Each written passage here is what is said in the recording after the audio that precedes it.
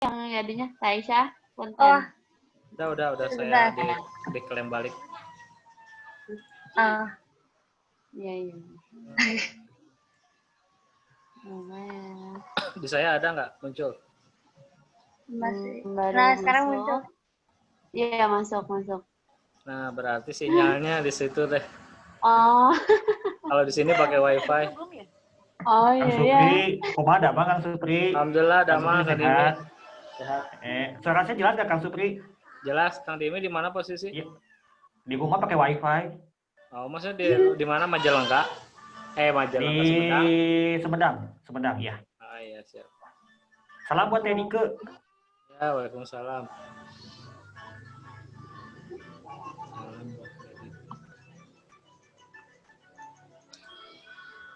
Jadi harus ininya ya Kang ya, harus apa sinyalnya ya? Ya harus kuat. Itu Gimana tuh ini? Siapakah yang bisa share screen? Kang Dimi sambil share screen bisa nggak? Saya coba ya. Bentar ya. Gua Only the host can share in this meeting katanya. saya lupa dulu ya. Saya stop dulu bentar. Stop. Soalnya Kang Supri, saya pakai handphone soalnya nggak pakai laptop. Oh, pakai handphone. Iya. Berarti yang pakai laptop cuma Teh Konita aja ya? Iya, sama Teh Aisyah. Aisyah. Tapi aku coba lagi ya ini. Semoga agak bagus. Coba. Ini mah udah kebuka di sininya ya.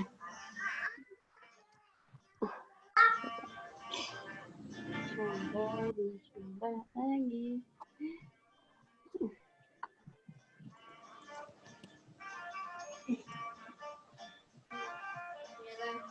Suara saya masih kecil ya? Apa?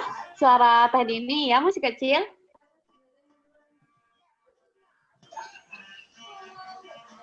Benar. Teh Dini, halo Teh. Iya, Kang. Teh Dini. Mohon, Suaranya kecil Teh. Iya nanti. Lagi flu ya?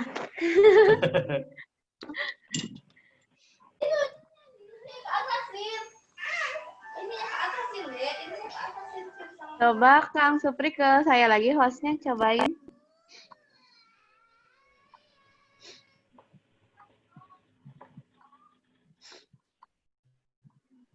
Oh, ya.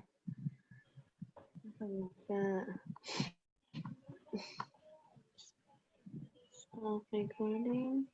Saya sudah jelaskan juga bahwa film Cirebon ini, karena film ini memang pastinya ada di berbagai daerah, tapi pada kali ini teman-teman seminar yang diadakan oleh film Cirebon, Forum Indonesia Muda Cirebon ini, bagian Forum Indonesia Muda Pusat, berfokus pada pengembangan ya regional di daerah Cirebon, Indramayu, Majalengka, dan Kuningan, berfokus juga agar wadah ini, pemuda ini dapat lebih aktif, kreatif, dan inovatif. Saya yakin teman-teman di sini juga pastinya mengikuti seminar ini ya dengan tema Public Speaking for Life ini ingin meningkatkan skill yang teman-teman kayaknya mungkin ada yang masih bingung atau mungkin ada yang masih kurang percaya diri dalam hal berbicara. Di sinilah kita akan belajar bersama ahlinya ya pastinya.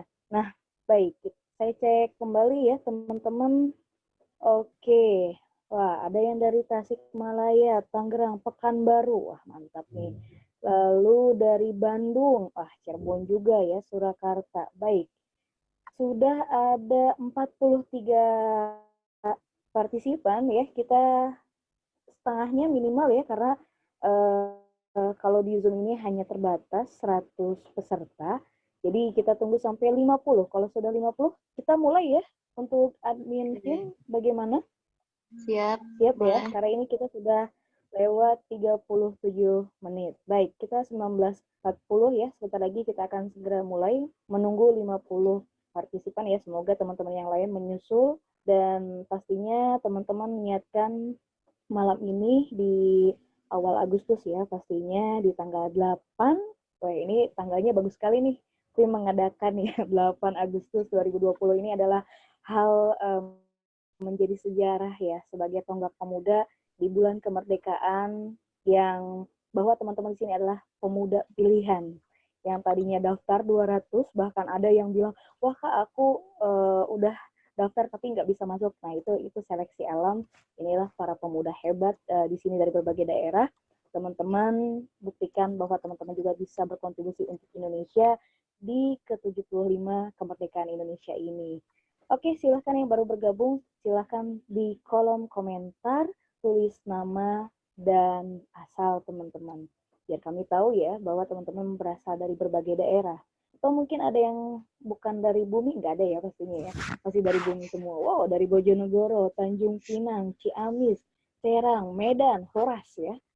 Oh ini Horas aja, Pati, Tanah Toraja, Lampung. Wah, mantap sekali nih. Bengkulu, oke ya. Luar biasa sekali nih ya teman-teman semangatnya. Oke, 2 menit lagi kita akan mulai ya teman-teman. Oke, Cirebon ya, Kalimantan Barat. Oke, ternyata Jakarta.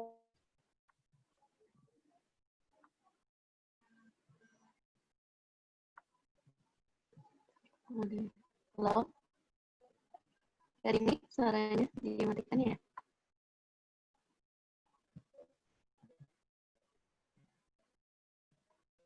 Halo, Kak Dini.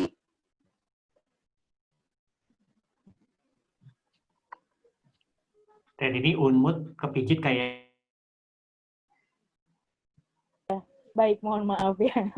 Oke, sudah ya terdengar ya. saya makanya baik, oke. Semoga teman-teman sekali lagi ya, teman-teman silakan tuliskan nama dan asalnya. Baik, sudah jam berapa ini? Sudah jam 19.39, 1 menit lagi. Baik, kita akan mulai sebentar lagi. Dan saya ucapkan terima kasih kepada tim Cirebon yang sudah memberikan wadah seminar online ini untuk para pemuda di seluruh Indonesia dimanapun teman-teman berada ya, dari Kupang, dari Yogyakarta. Semoga teman-teman selalu sehat ya, walaupun di keadaan yang masih di masa pandemi ini. Baik, 19.40 tepat, saya izin mulai ya teman-teman, peserta dan dari FIM, boleh? Ya, silahkan. Baik. Bismillahirrahmanirrahim. Assalamualaikum warahmatullahi wabarakatuh. Alhamdulillah di malam hari ini, hari Sabtu 8 Agustus 2020, saya perkenalkan Dini Maulida selaku moderator di Cikatalk series pertama ini ya, dengan tema mengenal soft skill di era pandemi. Tapi malam hari ini adalah pertama kalinya di bulan Agustus dengan judul Public Speaking for Life. Mungkin teman-teman di sini ada yang sudah biasa berbicara di depan, ada juga yang mungkin merasa kesulitan. Nah, maka dari itu kita akan belajar di sini. Mungkin bagi teman-teman yang sudah biasa berbicara, tapi kita di sini mengkosongkan gelas ya, dalam arti walaupun teman-teman sudah punya ilmu sebelumnya, kita di sini menambah ilmu lagi. Di sini kami dari FIM Cirebon bukan menggurui, tapi kita hanya berbagi sharing bersama dengan ahlinya, dalam arti ahlinya yang sudah kemana-mana ya. Baik, sebelumnya mari kita baca basmalah bersama-sama sebelum kita mulai. Bismillahirrahmanirrahim. Baik. Nah, teman-teman karena memang di mute ya, ya pokoknya tidak bisa berbicara jadi dalam hati atau di kamera teman-teman. Baik, sebelum kita mulai, saya izinkan untuk membacakan CV dari pemateri kita di malam hari ini. Beliau ini nama lengkapnya adalah A. Dini Zulfiansah atau yang biasa dipanggil Kang Dini. Mungkin teman-teman ada yang pernah tahu, ada yang mungkin pernah bertemu, atau mungkin baru tahu siapa ini Kang Dini gitu kan. Apakah calon presiden 2020 nanti 2020 berapa? Kita nggak tahu kan, bisa jadi ya Kang. Oke, baik. Nah, beliau ini domisilinya Bandung. Nah, tadi ada yang di Bandung. Nah, ini mungkin bisa nanti meet up sama Kang Dini setelah pandemi ini selesai ya. Nah, IG-nya Kang Dini biasa aja tulisannya Kang Dini, M-nya double ya teman-teman, nanti boleh dicek di Instagram beliau. Nah, aktivitas beliau ini banyak sekali teman-teman. Mungkin teman-teman boleh jempolnya dihitung ya ketika saya menyebutkan ada berapa, yaitu trainer, mohon maaf, lalu public speaker, penulis, pegiat komunitas, lalu aktivis sosial, volunteer pendidikan, master of ceremony, icebreaker atau fasilitator, lalu pembimbing tahfiz leadership, lalu partner in LDP training, dan founder ADZ training. Wah, beliau banyak sekali ya aktivitasnya, dan kalau dari segi umur beliau juga masih pemuda ya, karena pemuda itu tidak terbatas lah umurnya. Nah, teman-teman, tadi itu, nah ini bisa dilihat ya teman-teman di slide, ini adalah profil dari Kang Dimi ya.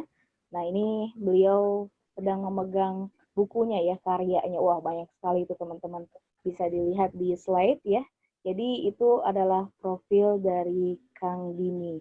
Baik, nah teman-teman, saya ucapkan terima kasih, selamat bergabung bagi teman-teman yang sudah hadir. Banyak sekali ya dari Depok, Kendari, dan Bekasi.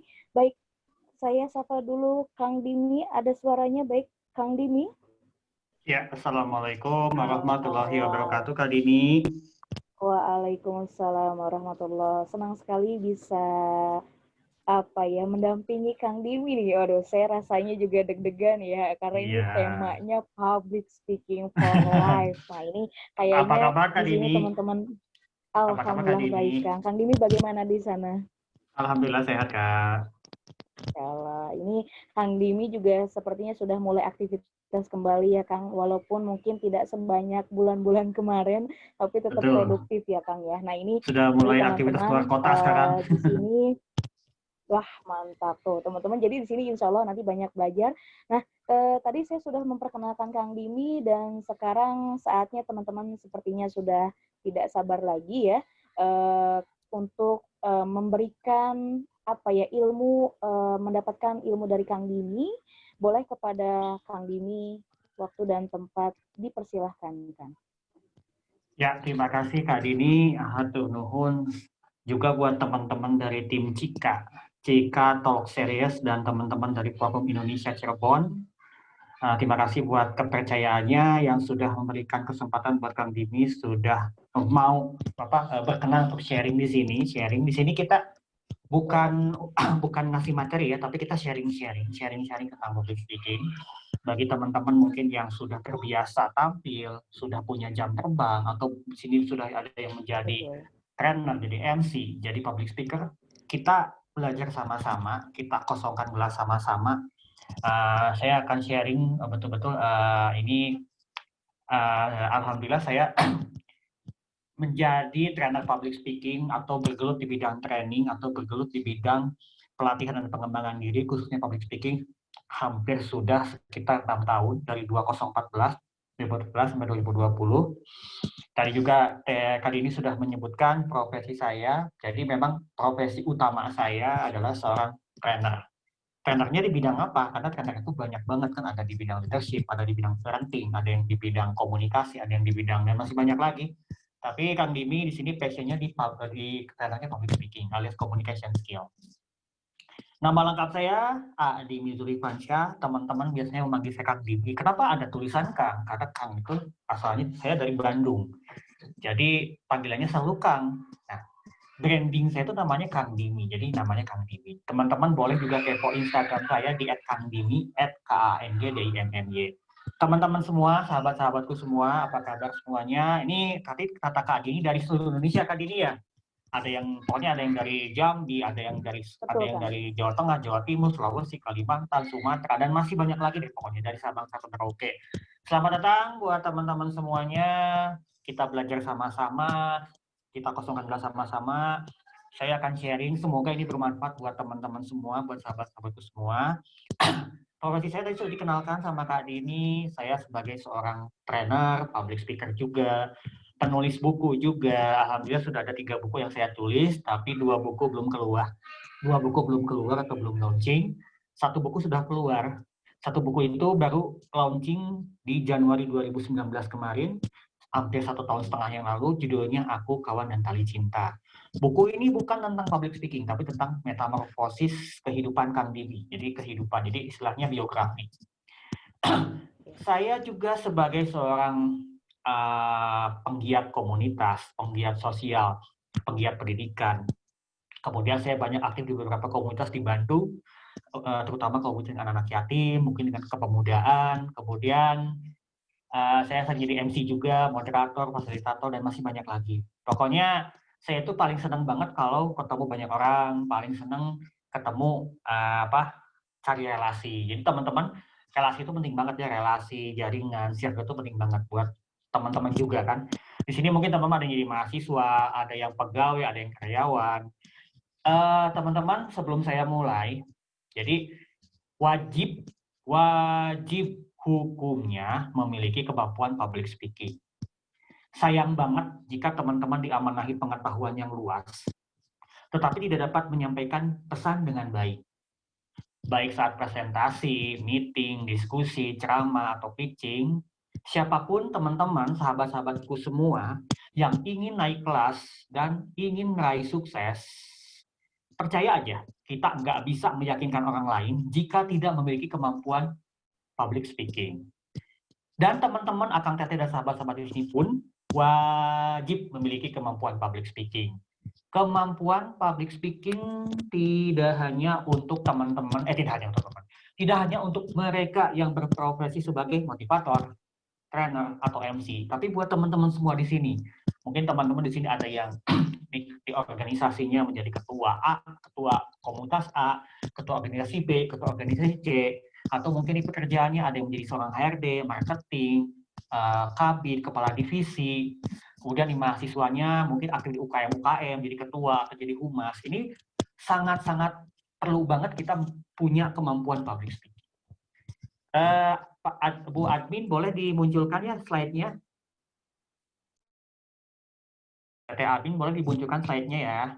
Nah, teman-teman semua, sebelum saya mulai, saya mau cerita nih. Dulu, pada suatu hari, dulu jujur, saya waktu zaman-zaman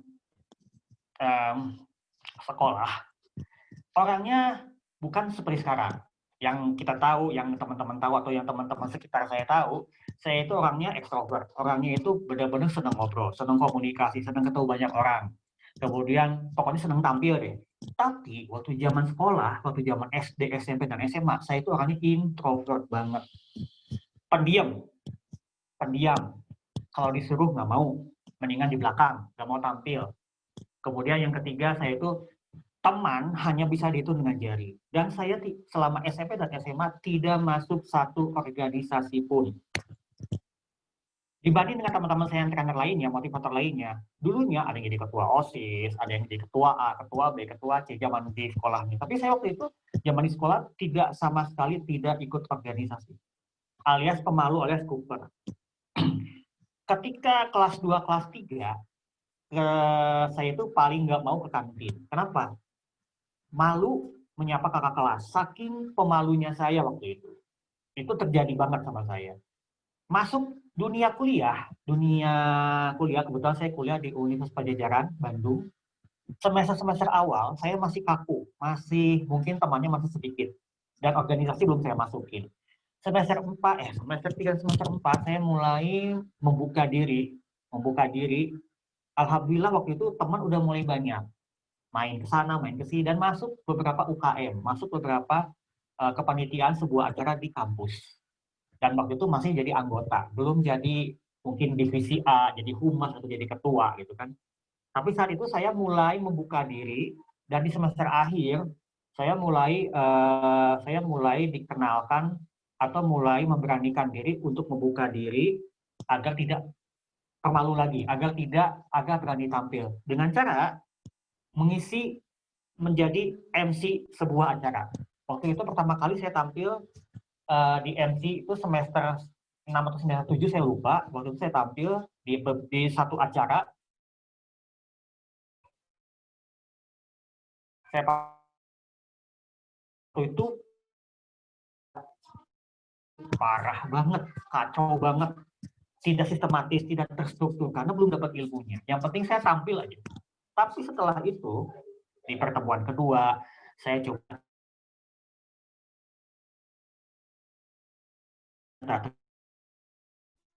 membawakan sebuah acara itu tantangan buat saya karena awalnya saya introvert, jadi ekstrovert itu tantangan buat saya banget. Setelah masuk SMA, setelah kerja saya mulai terbuka lagi, mulai banyak sahabat lagi, mulai banyak relasi lagi setelah saya ditempatkan di beberapa perusahaan di bagian HRD.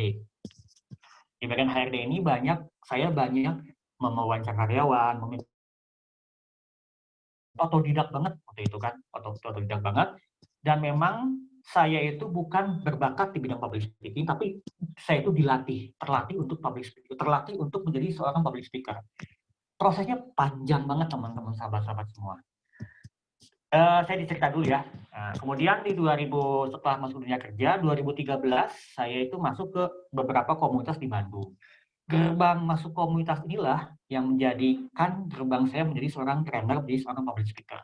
Setelah saya ikut beberapa pelatihan, dan saya itu prosesnya panjang banget teman-teman sahabatku semua. Dari mulai jadi operator sebuah training di lembaga training teman. Dari jadi operator itu, saya melihat ada beberapa teman yang tampil di depan itu para trainer atau para motivator. Saya ngerasa, saya ngeliat, saya nilai kapan ya aku bisa kayak mereka gitu kan. Waktu itu betul-betul di 2012-2013 gitu kan. 2013 saya mulai kerja di sebuah yayasan. Kemudian saya di sana mulai memberanikan diri untuk menyambi menjadi seorang fasilitator, jadi MC, jadi moderator, dan dari sanalah saya dapat kesempatan untuk ikut pelatihan bersama Bapak Jamil Azaini, guru saya, mentor saya. Mungkin di sini teman-teman ada yang tahu Pak Jamil Azaini, inspirator sukses mulia. Di sanalah saya banyak belajar.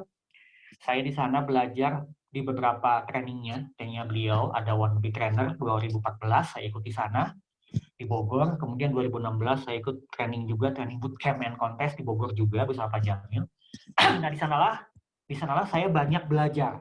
Di sanalah saya banyak menimba ilmu. Ternyata passion saya itu benar-benar udah cocok di training. 2017 awal saya mulai memberanikan diri untuk terjun di bidang training sampai saya keluar kerja dari sebuah yayasan. Dan saya dari 2017 sampai 2020 sekarang saya betul-betul mengabdikan diri di bidang pelatihan dan pengembangan diri alias menjadi seorang public speaker. Perlu perjalanan panjang banget. Saya hampir alhamdulillah jam terbang saya itu belum banyak sebenarnya, tapi alhamdulillah masih terus berproses, masih terus berjalan. Saya banyak isi di beberapa perusahaan, beberapa instansi, korporat, perbankan, komunitas, sekolah, dan kampus di seluruh Pulau Jawa. Dan tadinya cita-cita untuk tahun ini, sebelum pandemi itu, saya tadinya ada beberapa tawaran untuk di luar Jawa. Tapi karena pandemi, semuanya cancel dan diundur, dan semuanya sekarang training saya online. Training online, semuanya dari mulai Maret sampai bulan sekarang, saya banyak menerima training online, baik di via Zoom, via Google Meet, via WebEx, YouTube, sampai sekarang. Dan alhamdulillah, sudah ada beberapa training offline sekarang. Mohon doanya teman-teman semuanya agar pandemi segera cepat berlalu ya teman-teman semuanya. Nah, kita mulai ya. Ini udah ada ya tadi ya. Next aja ya. Di slide keempat yang ada 80%. Nah, ya teman-teman semua, ini buku saya nih, Aku Kawanan Tali Cinta, di yang ketiga. Nah, yang ketiga di slide yang ketiga, Aku Kawanan Tali Cinta ini di buku saya. Buku saya ini bukan tentang public speaking. Buku saya ini tentang perjalanan atau metamorfosis hidup Kang Bim dari mulai lahir sampai sekarang. Itu diceritakan semuanya. Diceritakan semua di sana. Kemudian slide berikutnya Nah, teman-teman, Akang Teteh semua, sahabat-sahabatku semua, sebelum kita mulai ke public speaking, di sini saya pengen semuanya ditutup untuk interaktif ya. Teman-teman, apa alasan teman-teman takut berbicara di depan umum? Apa alasan teman-teman takut berbicara di depan umum? Boleh dituliskan di kolom chat. yang di sebelah kanan, tuliskan alasan teman-teman takut berbicara di depan umum apa? 1 atau 2 boleh. Oke. Baik, teman-teman silahkan. Dan saya ingatkan kembali ya Kang, mohon maaf terlebih dahulu kepada teman-teman boleh nanti untuk men-screenshot kegiatan ini, nanti tag film Cirebon dan boleh tag IG Kang Dini untuk sebagai bahwa teman-teman bangga dengan mengikuti seminar Public Speaking for Life ini di tema mengenal soft skill di era pandemi. Nah, sebagai teman-teman silakan. Tadi Kang Dini meminta untuk menuliskan apa yang membuat takut teman-teman untuk berbicara. Wow, banyaknya yang grogi, Banyak ya Teh ya. takut salah nih Kang, nggak percaya diri. Iya. Ini ya rata-rata hampir sama ya. Baiklah, Betul. nggak pede, takut diketawain. Banyak ya ternyata ya. Baiklah, terima kasih teman-teman. Ya. Nah, teman-teman, tadi saya sudah baca beberapa di sana, ternyata banyak keruginya ya, tadi sama Kak Dini juga. Teman-teman, sebelum masuk ke materi, saya pengen menekankan 9 alasan orang takut berbicara di depan umum apa aja sih? Yang pertama, takut akan gagal. Jadi ketika teman-teman mau presentasi, mau MC, teman-teman ngerasa ketika mau tampil, aduh, gue bisa enggak ya? Aku bisa enggak ya tampil? Aku takut nggak diperhatikan, aku takut ditertawakan. Wah, itu bakalan berkecamuk banget di pikiran dan ngerasa aku nggak mau tampil dan gagal, takut akan gagal. Jadi takut akan ketakutan yang sebelumnya itu memang dibayangkan yang hal-hal yang negatif. Yang pertama itu. Kedua, merasa tidak percaya diri. Teman-teman, akan saya sahabat-sahabatku semua, dulu saya orangnya nggak pedean. Ketika saya pertama kali tampil di depan umum ketika masa-masa kuliah itu, saya orangnya nggak pedean. Tapi itu saya memaksakan diri untuk tampil, memaksakan diri untuk tidak malu, untuk pede. Kenapa? Karena saya pengen mendobrak mental block saya, karena saya memang benar-benar pemalu banget. Saya itu nggak pedean banget. Tapi setelah tampil, pertama kali, kedua kali, ketiga kali, lama-kelamaan kita gak rasa pede loh. Kepercayaan diri kita makin meningkat. Yang kedua itu, takut akan gagal, merasa tidak percaya diri. Yang ketiga, traumatis. Traumatis itu gini, ketika kita tampil, teman-teman tampil, pertama kali tampil, gagal. Pokoknya benar-benar kacau, ditertawakan, orang-orang tidak memperhatikan. Itu merupakan menjadi trauma buat teman-teman semua. Aku nggak mau tampil lagi. Nanti aku takut nggak diperhatiin lagi. Aku takut ditertawakan lagi. Jadi traumatis. Dari trauma itu kita bisa belajar banyak. Ternyata kita itu harus banyak memperbaiki diri dengan memperbanyak jam terbang, jam tampil. Dan melihat YouTube para motivator, para trainer. Dan ikut beberapa pelatihan. Jadi teman-teman, jangan sampai ada teman-teman yang sudah tampil pertama, kedua, ketika tampil teman-teman rasa trauma karena tidak diperhatikan, ditertawakan, tidak fokus sama teman-teman semua yang ada di depan gitu kan. Yang keempat, merasa akan dinilai atau dihakimi. Ketika teman-teman akan tampil, semua ketika teman-teman akan tampil baik presentasi, baik MC, baik apapun, teman-teman ngerasa sorot mata dari semua audiens, semua penonton di depan itu, ngelihat kita semua, ngelihat teman-teman semua. Ngerasa teman-teman, aduh, aku rasa dihakimin tuh, dinilai dong, dilihatin terus gitu kan. Apalagi di antara audiens itu ada yang kakak-kakak senior, ada dosen, ada guru gitu kan. Lebih ngeper lagi kita kan, lebih aduh, ada senior nih, tambah merasa aduh, gue bakalan dinilai nih, gue bakalan dihakimi. Itu ngerasa gitu. Tapi teman-teman, ketika teman-teman sudah terbiasa, ketika teman-teman sudah jam terbangnya sudah banyak, jam terbangnya sudah nambah, jam tampilnya sudah banyak, maka kita ketika di depan itu ngerasa akan pede aja gitu kan. Yang keempat itu, yang kelima, terlalu ingin sempurna. Ketika teman-teman pengen tampil di depan, teman-teman betul-betul pengen openingnya benar-benar ingin sempurna di depan audiens, tapi dengan ingin sempurna itu, kadang-kadang kita tuh ngeblank semuanya. Kenapa? Saya pertama kali tampil, kedua kali tampil itu apa adanya dulu. Seadanya saya aja dulu, nggak dibuat-buat. Karena memang waktu itu saya belum sama sekali belum belajar. Sama sekali belum belajar public speaking, belum banyak baca buku. Saya itu masih balas baca buku, oke. Tapi saya itu mau tampil dengan apa adanya. Tapi setelah itu saya belajar terus. Belajarnya dengan apa teman-teman semua? Dengan praktek. Dengan tampil lagi. Dan dari sanalah saya banyak belajar. Saya memperbaiki apa sih kesalahan saya, apa sih kekurangan saya gitu kan. Yang keenam, kurangnya persiapan. Ketika teman-teman lagi mau presentasi nih, teman-teman tidak siap. Walaupun teman-teman yang membuat presentasi itu, yang buat materi itu, tapi teman-teman harus dipersiapkan dengan sebelumnya, malam sebelumnya membaca dulu materi tersebut. Jadi betul-betul harus siap. Apalagi teman-teman kalau menyajikan materi orang lain, atau mungkin teman-teman MC, tapi benar-benar teman-teman harus benar menyiapkan segala sesuatu hal, baik itu materi dari teman-teman, kemudian dari kesiapan juga, dari fisik juga, kemudian dari segala macam. Yang ketujuh, terlalu banyak self talk negatif. Teman-teman ketika akan tampil di depan, teman-teman banyak menghayalkan, banyak menghayalkan nanti hal-hal, aduh nanti gue gimana ya? Takut teman-teman nggak perhatiin, takut penonton nggak perhatiin, audiens nggak memperhatikan, nggak fokus, banyak yang pegang-pegang HP, megang gadget, banyak yang ngobrol, banyak yang segala macam pokoknya. Jadi self talk negatif semua. Teman-teman ketika akan tampil, ketika akan presentasi di depan, teman-teman hendaknya ada self talk positif di pikiran teman-teman. Teman-teman harus benar berpikiran positif bahwa aku bakalan bisa tampil di depan. Dan semua audiens bakalan memperhatikan saya dan fokus sama Kang Dimi gitu kan, sama teman-teman semuanya gitu kan. Yang ke-8, public speaking membuat stres. Betul.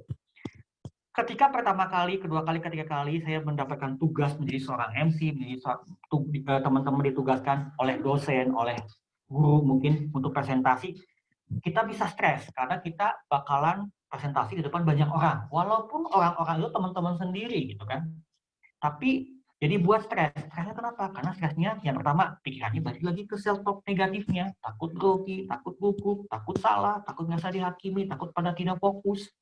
Balik lagi ke buat stres. Tapi kalau kita sudah menguasai public speakingnya bagus, sudah benar-benar jam terbang kita udah banyak, jam tampil kita udah banyak, kita sering latihan dengan praktek jam terbang atau jam tampil, maka kita akan disuruh apapun, presentasi apapun, kita bakalan senang. Karena kenapa? Karena kita bakalan dapat jam terbang yang baru gitu kan. Kita dapat ilmu yang baru. Yang ke-9 ini pasti teman-teman pernah ngalamin. Suka ngeblank. Jujur, Kang Dimi awal-awal dan mungkin sampai sekarang masih ada ngeblank dikit-dikit. Kenapa terjadi ngeblank? Yang pertama terjadi ngeblank itu pertama kurang persiapan.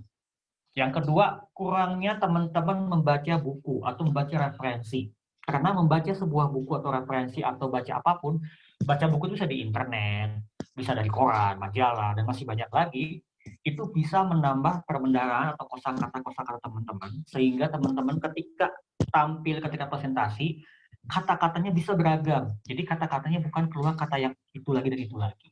Nah itu alasan orang takut bicara. Semua alasan yang pernah alami. Itu pertama takut akan gagal, yang kedua merasa tidak percaya diri, yang ketiga traumatis, yang keempat merasa akan dinilai atau dihakimi. Kemudian kelima, yang keenam kurangnya persiapan, yang ketujuh terlalu banyak self talk negatif, yang ke-8 public speaking membuat stres, yang ke-9 suka ngeblank. Nah itu teman-teman semua. Nah ini, balik lagi ke sini. 80% sukses karir dengan kemampuan public speaking. Betul, teman-teman semuanya. Bagi teman-teman mungkin yang seorang marketing, seorang ketua organisasi, seorang mahasiswa yang aktif di organisasi, aktif di komunitas, kemudian HRD, pebisnis, pengusaha, MC, segala macam yang menuntut kita tampil, teman-teman wajib banget menguasai public speaking. Jadi kalau teman-teman menguasai public speaking, maka sukses karir teman-teman di bidang masing-masing, teman-teman bakalan banyak dikenal orang, banyak jadi si A, wah keren, dirimu keren, public speakingnya udah bagus banget gitu kan. Jadi setidaknya karir teman-teman yang jadi ketua organisasi, yang jadi HRD, jadi marketing, jadi pebisnis, pengusaha, semuanya kalau public speaking itu, misalnya ada pebisnis pengusaha nih, ketika menguasai negotiation skill, communication skill, atau public speaking, maka si konsumen bisa ngebeli produk produk si pengusaha tersebut. Kemudian juga buat yang lainnya, jadi teman-teman wajib banget untuk menguasai public speaking. Semua profesi. Next, saya berikutnya Teh Konit. Nah, teman-teman, ternyata public speaking itu manfaatnya banyak banget ya. Yang tadi saya bilang kembali, hampir semua profesi menuntut penguasaan keterampilan ini. Jadi tema kali ini, Kang Dimi, buat teman-teman semua, namanya Speak with Fun. Ini materi Kang Dimi. Jadi berbicara itu ternyata mudah dan menyenangkan. Kalau kita udah ketagihan untuk membawakan sebuah acara, membawakan sebuah materi, membawakan sebuah presentasi, maka kita bakalan nyaman kalau kita sudah betul-betul percaya diri, sudah jam terbang sudah banyak, jam terbang sudah banyak, maka akan terasa mudah dan menyenangkan. Bagi Kang Dimi, dulu waktu zaman-zaman sekolah dan kuliah dulu, ketika disuruh tampil itu belum nyaman. Kenapa? Karena saya belum ngerasa ini passion gue banget gitu kan. Karena waktu itu saya masih belajar, waktu itu saya masih tertutup banget, belum ekstrovert. Dan saya sering bilang teman-teman semua, saya sangat mengalami perubahan yang drastis banget dari introvert ke extrovert itu ngerasa waktu zaman kuliah dulu. Itu ngerasa banget gitu kan. Ngerasa banget dan memang waktu itu saya berani untuk membuka mental block saya agar saya bisa berani tampil, agar saya pede dan agar saya tidak jadi pemalu lagi gitu kan teman-teman semua. Nah, boleh next berikutnya Teh. Next slide berikutnya. Nah, teman-teman semuanya, ketika teman-teman disuruh tampil, bentar ya. Nah, ketika teman-teman disuruh tampil, waktu ada yang menawarkan teman-teman tampil di depan, teman-teman yang mungkin belum pernah tampil sama sekali, belum pernah tampil membawakan sebuah acara, membawakan sebuah training atau membawakan sebuah materi, ketika disuruh oleh siapapun, oleh dosen, oleh guru, mungkin oleh kepala atau siapapun lah yang menyuruh teman-teman semua untuk tampil, maka teman-teman akan merasa panik. Kenapa? Karena teman-teman merasa saya belum mampu, saya belum siap, saya takut grogi, saya takut salah, saya takut segala macam. Yang tadi saya bilang self-talk negatif itu. Ketika self-talk negatif sudah merajai banget ketika teman-teman itu, jadi maka teman-teman bakalan panik. Tapi coba aja kalau nggak panik, coba ambil jam pertama teman-teman, coba ambil kesempatan. Waktu itu pun saya kan ngambil kesempatan pertama setelah ada teman saya yang ngajukan, Kang Dimi, mau nggak jadi MC? Kan Kang Dimi belum pernah jadi MC sama sekali di semester 6 semester 7 waktu kampus kan, zaman kampus.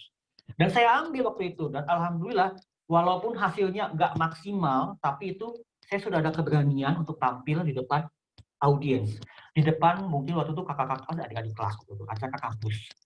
Nah, teman-teman semuanya, next berikutnya Teh Konit. Nah, setelah teman-teman mungkin yang di sini yang sudah punya jam terbang, yang sering tampil, yang sudah terbiasa, maka ketika teman-teman disuruh tampil, teman-teman bakalan senang, bakalan bahagia, bakalan senang banget karena ini buatku jam pertamaku. Buatku ini merupakan latihan dan pengalaman pertamaku gitu kan. Dan ini betul-betul pengalaman berikutnya gitu kan. Jadi setelah disuruh untuk tampil, teman bakalan senang. Kenapa? Ini bisa menjadi ajang latihan, ajang praktek untuk menambah jam terbang teman-teman semuanya. Dan waktu itu ketika saya ditawari oleh dosen, oleh guru ketika di semester akhir, dan ketika di dunia kerja, saya disuruh menjadi MC atau moderator, saya pasti menyambut dengan senang. Kenapa? Karena ini membuat menjadi ajang latihan buat Kang Dimi untuk tampil di depan banyak orang. Gitu. Oke. Next berikutnya, Kak Teh Honit, slide berikutnya.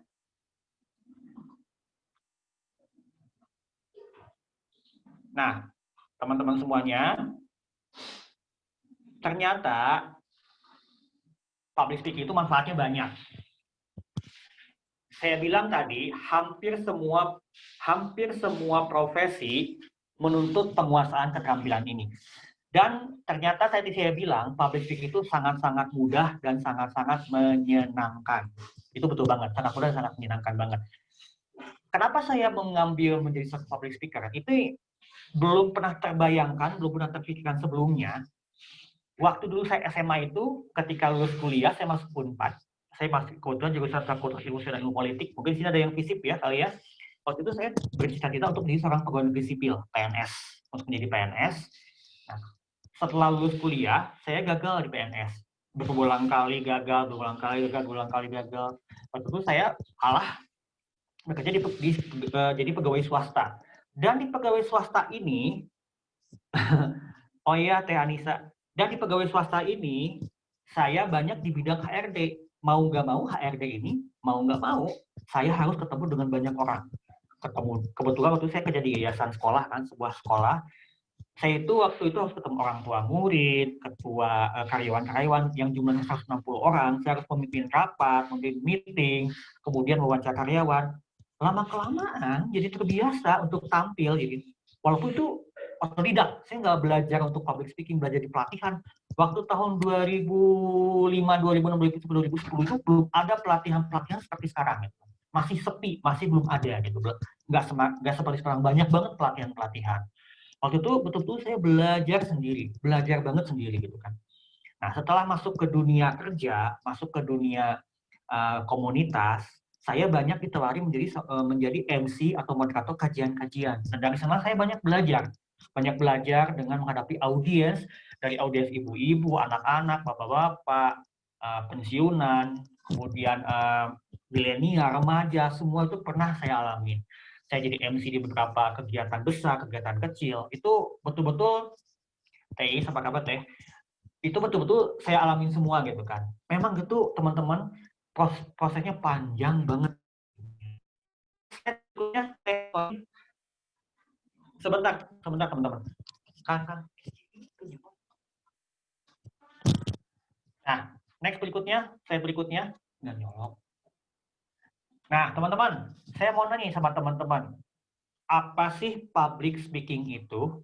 Boleh teman-teman tuliskan di kolom chat, public speaking versi teman-teman, apa sih pengertiannya? Boleh di kolom chat?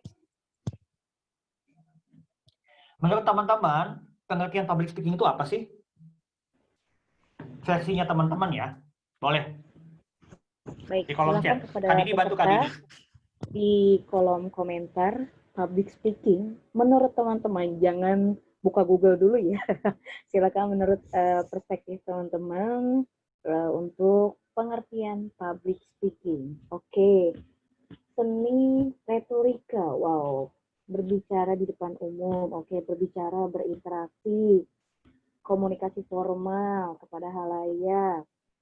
Lalu berbicara terus. Silakan public relation adalah cara berbicara di depan umum juga, cara kemampuan, silakan ada lagi. Ini masih beberapa peserta nih. Rata-rata jawabannya berbicara di depan umum, Kang. Penyampaian depan umum, keahlian, skill berbicara.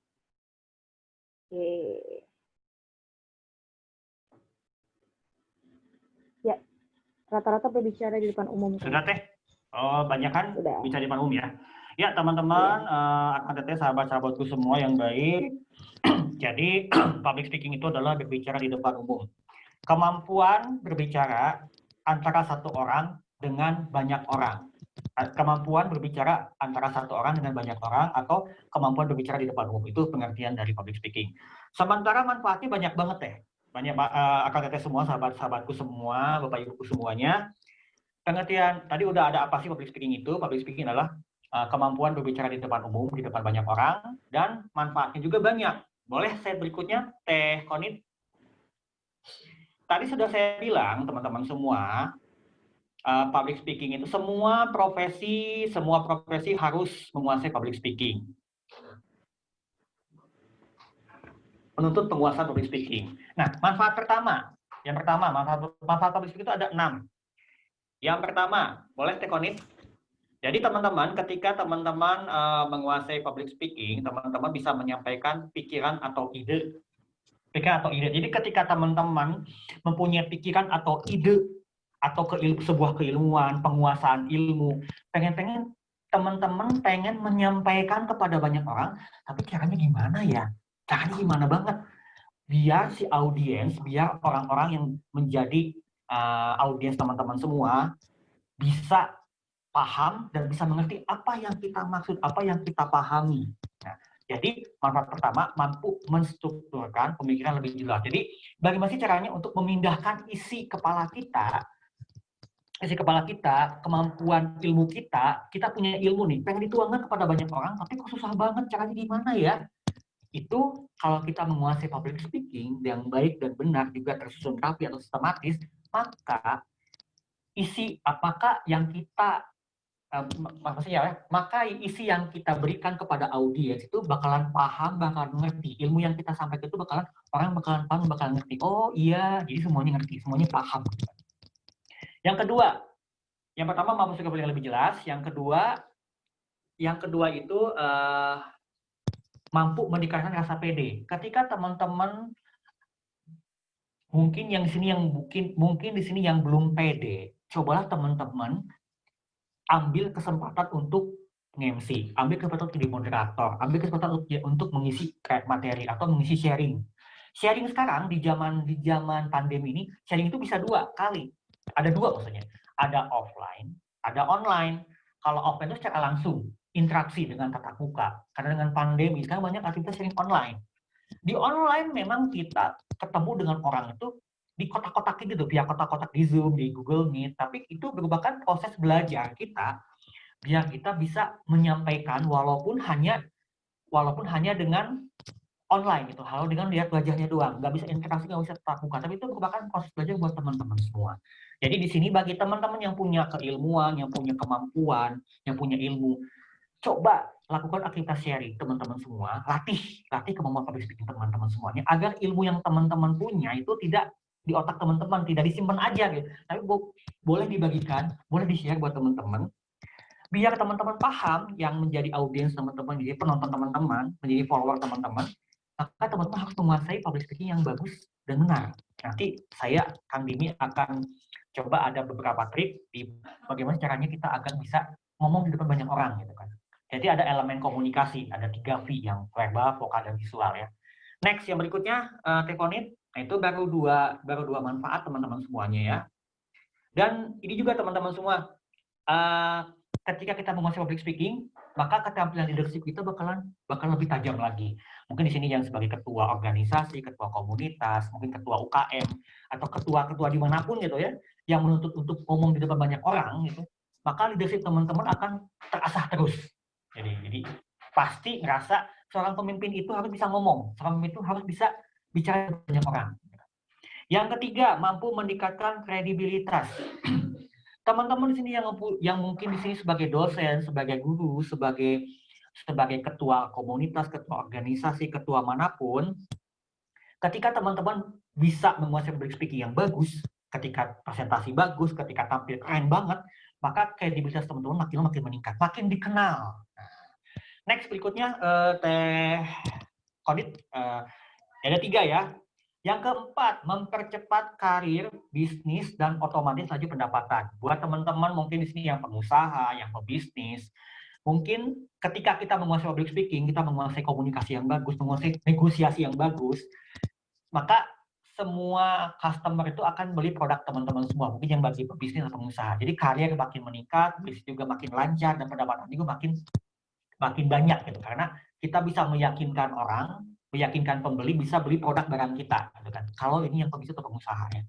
Yang berikutnya ada 4 tadi manfaat, ada 2 lagi.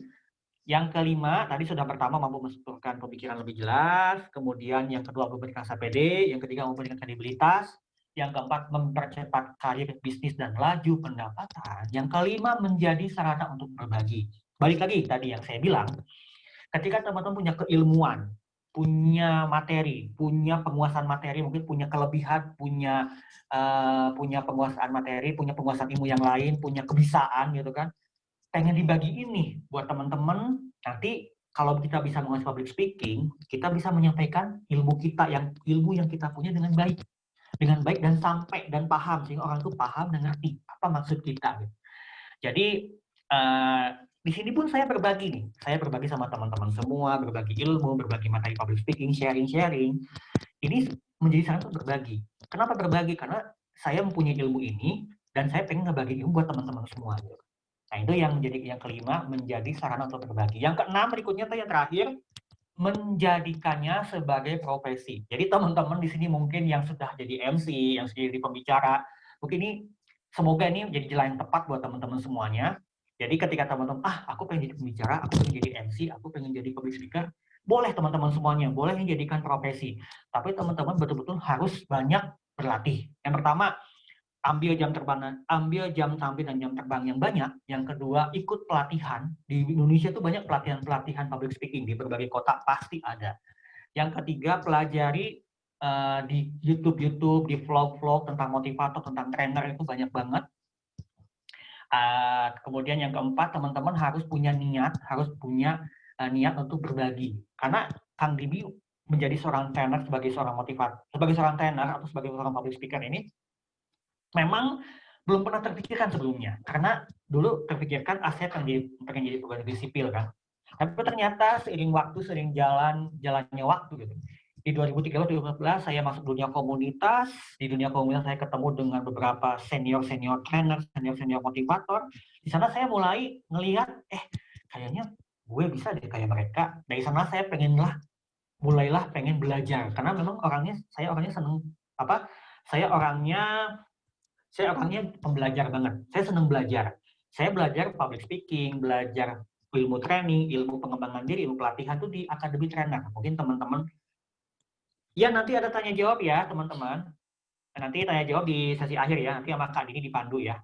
Nah, setelah saya ikut beberapa pelatihan, saya merasa dapat banyak ilmu. Karena memang saya ini orangnya senang belajar, harus terus upgrade ilmu, investasi leher ke atas. Memang lumayan sih untuk ikut pelatihan A, pelatihan B, benar-benar mengocek uang banget lah. Jadi itu benar-benar investasi leher ke atas. Tapi ini merupakan modal buat Kang Dini untuk bisa lebih mempertajam ilmu, bisa lebih sharing. Saya men-sharingkan lagi ilmu yang saya dapat. Next, berikutnya, teleponin. Nah, semuanya minimalisir rasa grogi. Pasti teman-teman sering rasa grogi. Wah, ini rata-rata tadi saya lihat banyak yang karena grogi ya, sering bingung apa sih yang kita mau ucapkan di depan gitu ya. Nah, teman-teman semuanya, grogi itu adalah wajar banget. Saya pun pernah ngerasa grogi ketika tampil, tapi kegrogian saya itu minimal hanya 10%. Tapi ketika saya awal-awal memberikan materi, memberikan sharing 2013 sampai 2016 itu saya masih ada groginya 80% atau 70%. Tapi seiring saya banyakin jam tampil, jam terbang, banyakin baca buku, ikut pelatihan, kemudian tanya sama mentor, kemudian ikut beberapa micro teaching, dan masih banyak lagi pokoknya, kegrogian saya makin lama makin berkurang. Tapi nggak bisa hilang, karena grogi itu nggak bisa dihilangkan, tapi diminimalisir. Nah, teman-teman semua, ketika teman-teman mungkin ketika lagi di depan, rasa grogi berat banget lah, sampai keringat dingin muncul, sampai bergetar tangan itu kayak bergetar itu udah keterlaluan banget. Itu memang benar-benar teman-teman harus sering harus belajar, harus benar-benar terus berlatih gitu kan, biar terbiasa di depan banyak orang nih, tampil banyak orang. Saya waktu menjadi MC atau fasilitator itu saya ngerasa nggak nyaman gitu kan. Tapi lama-kelamaan ketika saya banyak ketemu, bersinggungan dengan banyak orang, menjadi fasilitator, menjadi moderator, lama-kelamaan saya terbiasa melihat pandangan orang, melihat orang-orang melihat kita. Udah biasa banget kan. Dan kalau saya memberikan training ketika di dalam kelas itu, saya biasanya melibatkan semua yang ada di kelas. Semua harus terlibat, semua harus interaktif. Karena saya orangnya senang interaktif, senang komunikasi. Jadi saya ketika memberikan training offline, 30% teori, 70% praktek. Itu semuanya praktek aja. Jadi teman-teman, setelah mungkin teman-teman nyimak sharing dari saya, teman-teman jangan lupa 7P, teman-teman. 7P itu apa? 7P itu praktek. Semuanya harus praktek. Tidak mungkin hanya dibaca atau dimengerti aja, tapi teman-teman harus praktek. Prakteknya yaitu dengan cara membawakan sebuah acara, kemudian memimpin rapat, memimpin meeting, atau mungkin presentasi. Pokoknya teman-teman harus ketemu banyak orang. Atau mungkin teman-teman lakukan aktivitas sharing online. Atau teman-teman mungkin bisa ngevlog lihat kamera gitu kan. Itu benar-benar melatih keterampilan teman-teman, keterampilan berbicara teman-teman semuanya. Jadi untuk menghilangkan rasa grogi teman-teman, rasa grogi itu wajar banget teman-teman. Jadi grogi itu merupakan rasa takut yang nggak bisa dihilangkan. Nggak bisa dihilangkan teman-teman semua, tapi bisa diminimalisir sedikit demi sedikit. Nah, biasanya kalau grogi itu kurang siap materi, kemudian melihat pandangan orang kita semua tuh melihat tuh, waduh, kita semua tuh ngerasa, aduh gimana nih. Tapi kalau misalnya teman-teman, kuncinya adalah meminimalisir rasa grogi itu yang pertama, tarik nafas sebelum tampil. Kedua, pikirkanlah hal-hal yang positif. Self-talk positif, bukan self-talk negatif. Self-talk negatif itu kata-kata kan, aduh takut gugup, takut grogi, takut gak diperhatikan, takut gak fokus, takut salah, takut gagal.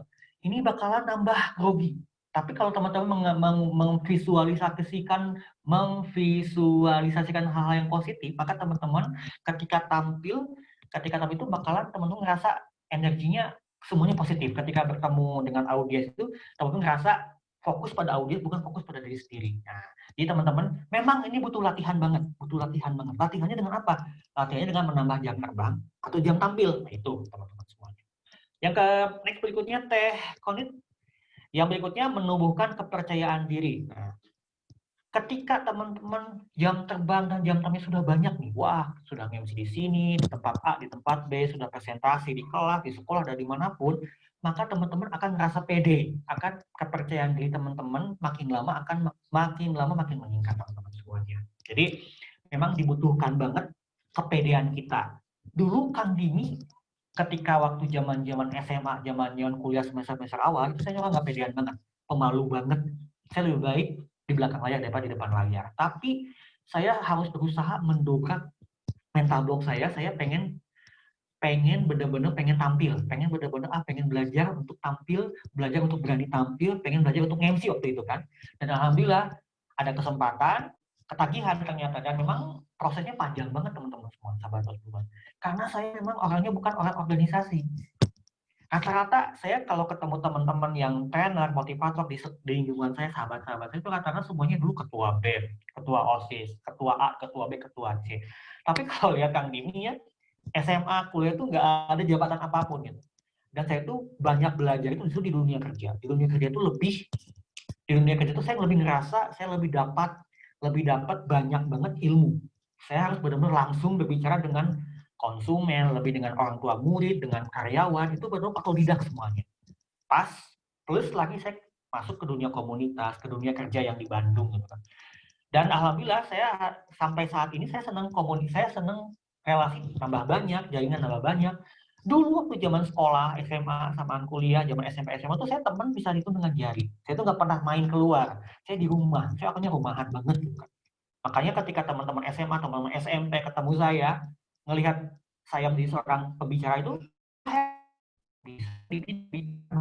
jauh banget. Dulu itu saya tuh ngerasa kalau ke kantin juga nggak berani karena ngelihat kakak kelas, malu sama kakak kelas. Itu kan parah banget ya, benar-benar introvert. Tapi di semester akhir, di zaman kerja, dunia kerja, dan jadi modal satu lagi teman-teman, saya pernah masuk MLM, multi-level marketing. Di MLM ini saya banyak dilatih untuk membicara di depan umum, di depan banyak orang, tapi menjual produk. Nah ini, jadi ini bisa jadi poin positif buat saya. Jadi banyak belajar juga di MLM.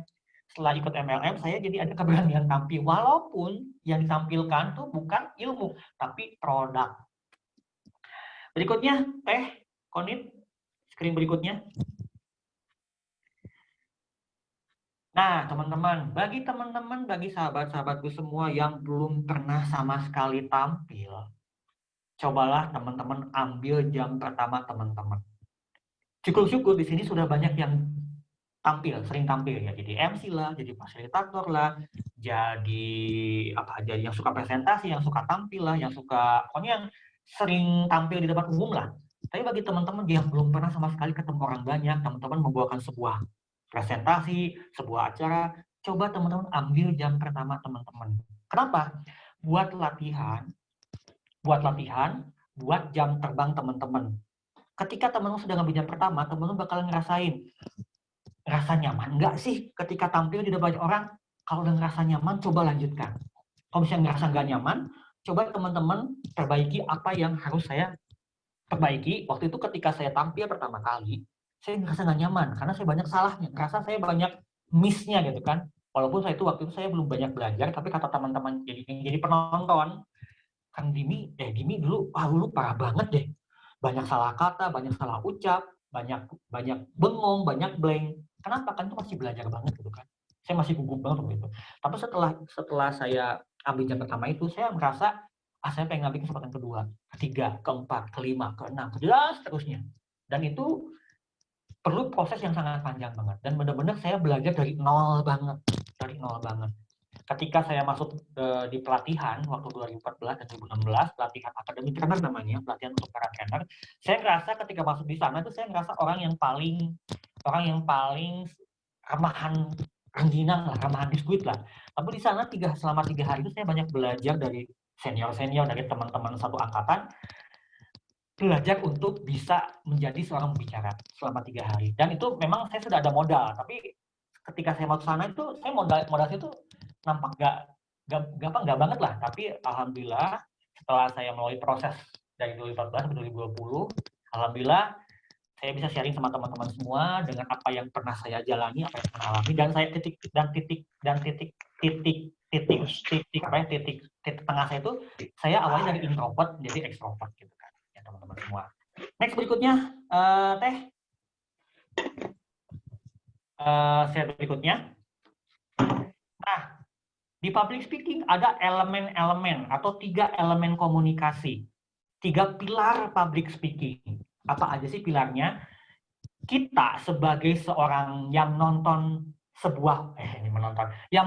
training atau mungkin yang jadi peserta training, ngelihat para trainer atau motivatornya biasanya apa aja sih yang dilihat?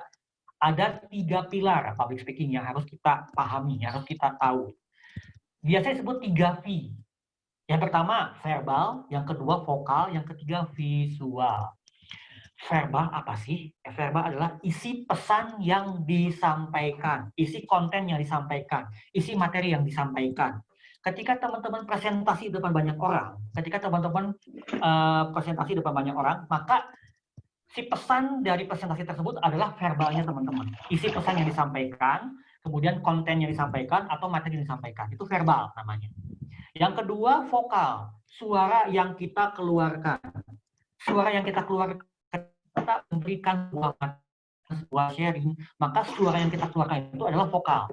Suaranya, intonasinya, nada suaranya, volume suaranya. Nah, biasanya semua penonton, semua audiens ngelihat si trainer atau motivator di depan kita juga ngelihat dari sisi vokalnya. Suaranya kedengaran enggak, intonasinya, nadanya, volumenya gitu kan. Itu yang kedua, vokal. Jadi udah verbal, vokal. Nah, ini yang ketiga nih yang penting banget. Visual. Visual itu adalah bahasa tubuh atau gestur. Visual itu bahasa tubuh atau gestur. Gestur, bahasa tubuh, ekspresi, tatapan mata. Itu penting banget. Karena kesan pertama dari penonton atau audiens ngelihat trainer atau motivator atau teman-teman yang tampil pasti ngelihat dari visualnya.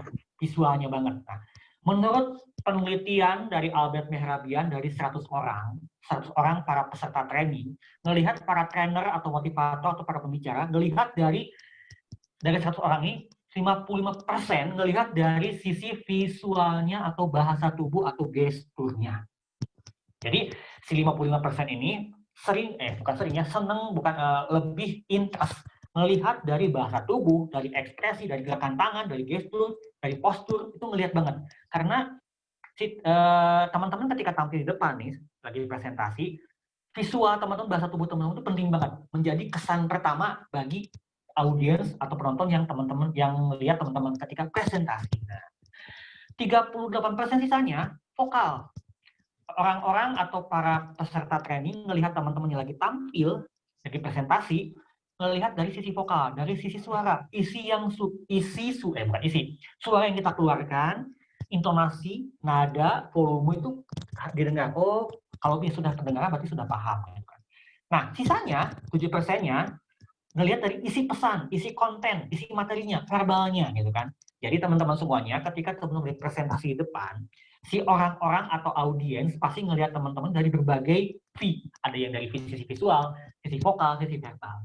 Tapi yang penting itu visual, paling tinggi. Karena visual itu bahasa tubuh, gerakan tangan, gestur, postur tubuh, dan ekspresi. Rata-rata itu, karena itu merupakan kesan pertama teman-teman.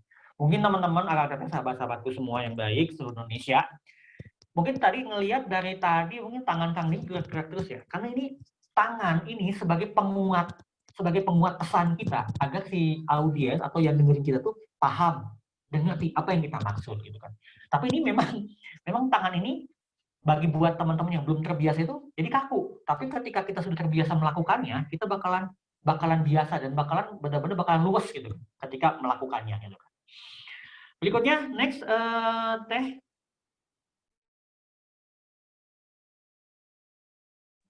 Next berikutnya. Ya. Nah, tadi kan visual. Kesan pertama dari peserta training atau mungkin dari peserta yang mungkin ngelihat teman-teman tampil, pasti ngelihat bahasa tubuhnya dulu. Nah, bahasa tubuh apa aja sih yang harus dihindari? Yang pertama, bahasa tubuh tertutup. Ketika teman-teman lagi berdiri tampil di depan, teman-teman nggak boleh tangan dilingkarkan di belakang atau ngegantung di sisi kiri, sisi kanan. Ketika teman-teman megang mic, teman-teman megang mic, tapi tangan harus di atas. Biasanya kalau saya lebih nyaman pakai mic atau enggak, saya ngambil dua-duanya. Saya nyaman pakai mic, nyaman. Ketika saya nggak pakai mic, nggak nyaman juga. Karena kita sebagai seorang pembicara, sebagai seorang yang presentasi, kita harus mau dalam kondisi apapun. Waktu itu pernah saya ngisi sharing di Kota Tasikmalaya dengan 300 anak milenial, anak-anak siswa SMA. Saya tidak memakai mic, tapi memakai suara di dalam aula. Itu benar-benar harus memerlukan suara yang prima, suara yang keras banget. Saya waktu itu terima, karena saya itu memang ketika saya melakukan sebuah presentasi, melakukan sebuah training itu, saya senang banget di dalam sebuah kondisi gitu. Baik pakai mic, oke. Tidak pakai mic juga, oke juga sih. Tapi setidaknya kalau pakai mic kita bisa lebih mengontrol suara kita lebih bulat. Biasanya kalau teman-teman pasti nyamannya lebih pakai mic atau tidak, pasti lebih pakai mic. Karena biar lebih bulat dan biar lebih pede gitu kan. Suara kita bakal keluar keren, jelas gitu kan. Nah yang kedua, bahasa tubuh yang tadi bahasa tubuh tertutupnya belum ya. Tangan nggak boleh di belakang, tangan nggak boleh ke bawah, kemudian tangan nggak boleh masuk saku. Jadi teman-teman harus benar-benar relax. Nah, yang kedua, berdiri kaku. Teman-teman ketika tampil di depan, nggak boleh berdirinya kaku banget. Memang kelihatannya grogi, gugup. Jadi si grogi, gugupnya itu dilarikannya ke kaku itu. Kaku banget, tegak berdiri, tidak ada ekspresi apapun, dan tangan pun tidak main gitu kan. Orang-orang melihat ini pasti grogi nih anak. Tapi ini bisa dilatih teman-teman semua. Ketika teman-teman melakukan jam terbang, latihan, jam tampil terus-menerus, maka akan terbiasa. Dan Kang Dimi pun kayak begitu. Ketika saya berlatih lagi, praktek lagi, berlatih lagi, maka lama-kelamaan ya berdiri kaku, bahasa tubuh itu nggak ada, hilang. Karena saya belajar dari kesalahan yang sebelumnya. Pacing dan pacing. Pacing terlalu banyak gerakan tangan. Membetulkan kacamata, garuk-garuk gitu kan, kemudian membenarkan rambut, kemudian masuk ke dalam saku, itu tandanya dia gugup dan grogi, dan disalurkannya kepada gerakan-gerakan tangan yang tidak berfungsi, tidak manfaat gitu kan, masuk ke tangan, masuk ke saku gitu kan. Dulu saya pernah ngalamin waktu saya sidang skripsi. Saking groginya sama dosen gitu kan, dosen membimbing, wah saya itu benar keringetan, ini basah banget. Padahal waktu itu saya udah ada kemampuan untuk MC kan, tapi ketika dihadapkan oleh sidang, wah itu saya benar-benar gugup, 100% gugup banget. Kenapa? Karena yang dihadapi itu langsung ketua jurusan gitu. Itu pengalaman pertama, pengalaman yang paling tidak terlupakan ketika sidang. Dan setelah sidang itu saya mulai berpikir, saya pengen suatu hari nanti saya pengen lebih tampil di depan umum tuh tidak malu-maluin atau tidak keringetan. Saya pengen nggak gugup, gimana caranya gitu kan. Nah, waktu itu saya mulai di dunia kerja, di dunia komunitas, saya mulai pengen jadi pembicara saya benar-benar pengen passion kan di pembicara. Dan setelah tes psikologi nih, saya kebetulan tes psikologi di beberapa platform, Steven, talent mapping, semua hasilnya itu ngarahnya ke pembicara atau motivator atau trainer, semuanya itu HRD. Jadi kemampuan berbicara di depan umum setelah tes psikologi. Dan saya mulai pede ketika tes psikologi sudah oke, dan ternyata passionnya sudah oke juga. Sampai sekarang saya udah ngerasa nyaman. Gitu teman-teman semuanya. Passing terlalu banyak gerakan tangan, passing terlalu banyak gerakan kaki ya teman-teman. Teman-teman ketika lagi di depan nggak boleh terlalu banyak moving kakinya. Tapi teman-teman harus benar-benar ketika di depan harus benar-benar relax dan simpel. Gitu. Tidak kontak mata. Teman-teman ketika tampil di depan, kan ada audiens yang memandang teman-teman semua kan. Teman-teman jangan sampai lihat ke atas, lihat ke bawah. Jangan sekali-kali, saya emang nggak berani memandang orang-orang, udah malu. Saya ngelihat ke bawah, terus ke atas. Terus. Tapi teman-teman, lihatlah dari kiri, tengah, kanan, tengah, kiri sampai berbicara. Karena kita jangan fokus pada diri sendiri, tapi kita fokus pada audiens kita, fokus pada penonton kita. Next berikutnya, Kak Teh Konit. Yang berikutnya. Nah, bahasa tubuh yang harus dimiliki nih. Tadi yang dihindari, sekarang yang dimiliki. Yang dimiliki apa aja sih? Nah, yang dimiliki penampilan dan pakaian. Kesan pertama ketika teman-teman tampil adalah penampilan yang rapi, pakaian yang rapi. Yang kedua, postur. Postur tubuh teman-teman harus tegak. Harus benar-benar tegak dan tidak bungkuk. Yang ketiga, kontak mata. Teman-teman, kontak mata teman-teman coba jaga dari kiri, tengah, kanan, tengah, kiri. Ya, kanan, tengah, kiri, tengah, kanan, teman-teman. Nah, kontak mata teman-teman ketika sedang di tengah nih, ada yang di kiri, ada yang di tengah, ada yang di kanan. Coba ketika kita berbicara, misalnya nih, Assalamualaikum warahmatullahi wabarakatuh, selamat pagi teman-teman semua, apa kabar teman-teman hari ini? Hari ini kita akan belajar tentang public speaking. Dan ini materi public speaking akan dibawakan oleh seorang trainer yang hebat dan keren. Jadi dari kiri, tengah, kanan, tengah, kiri. Jadi semua disatu, semua terperhatikan gitu kan. Jangan sampai teman-teman malu melihat audiens di depan, melihat ke atas, melihat ke bawah, atau melihat ke ruangan lain, melihat ke hal lain gitu kan. Yang keempat, ekspresi. Teman-teman coba ketika lagi tampil presentasi, teman-teman keluarkan ekspresi yang betul-betul bisa mengeluarkan energi, sehingga energi yang teman-teman keluarkan bisa nyerap ke audiens yang di depan teman-teman semua, penonton di depan teman-teman semua. Jangan sampai ekspresinya datar, ekspresinya lempeng gitu kan, ekspresinya datar banget lah. Jadi teman-teman mungkin yang mau presentasi, yang punya mau presentasi, punya masalah, punya kegalauan, teman-teman jauhi dulu deh kegalauan masalah tersebut, jauh-jauh deh, buang jauh-jauh dulu.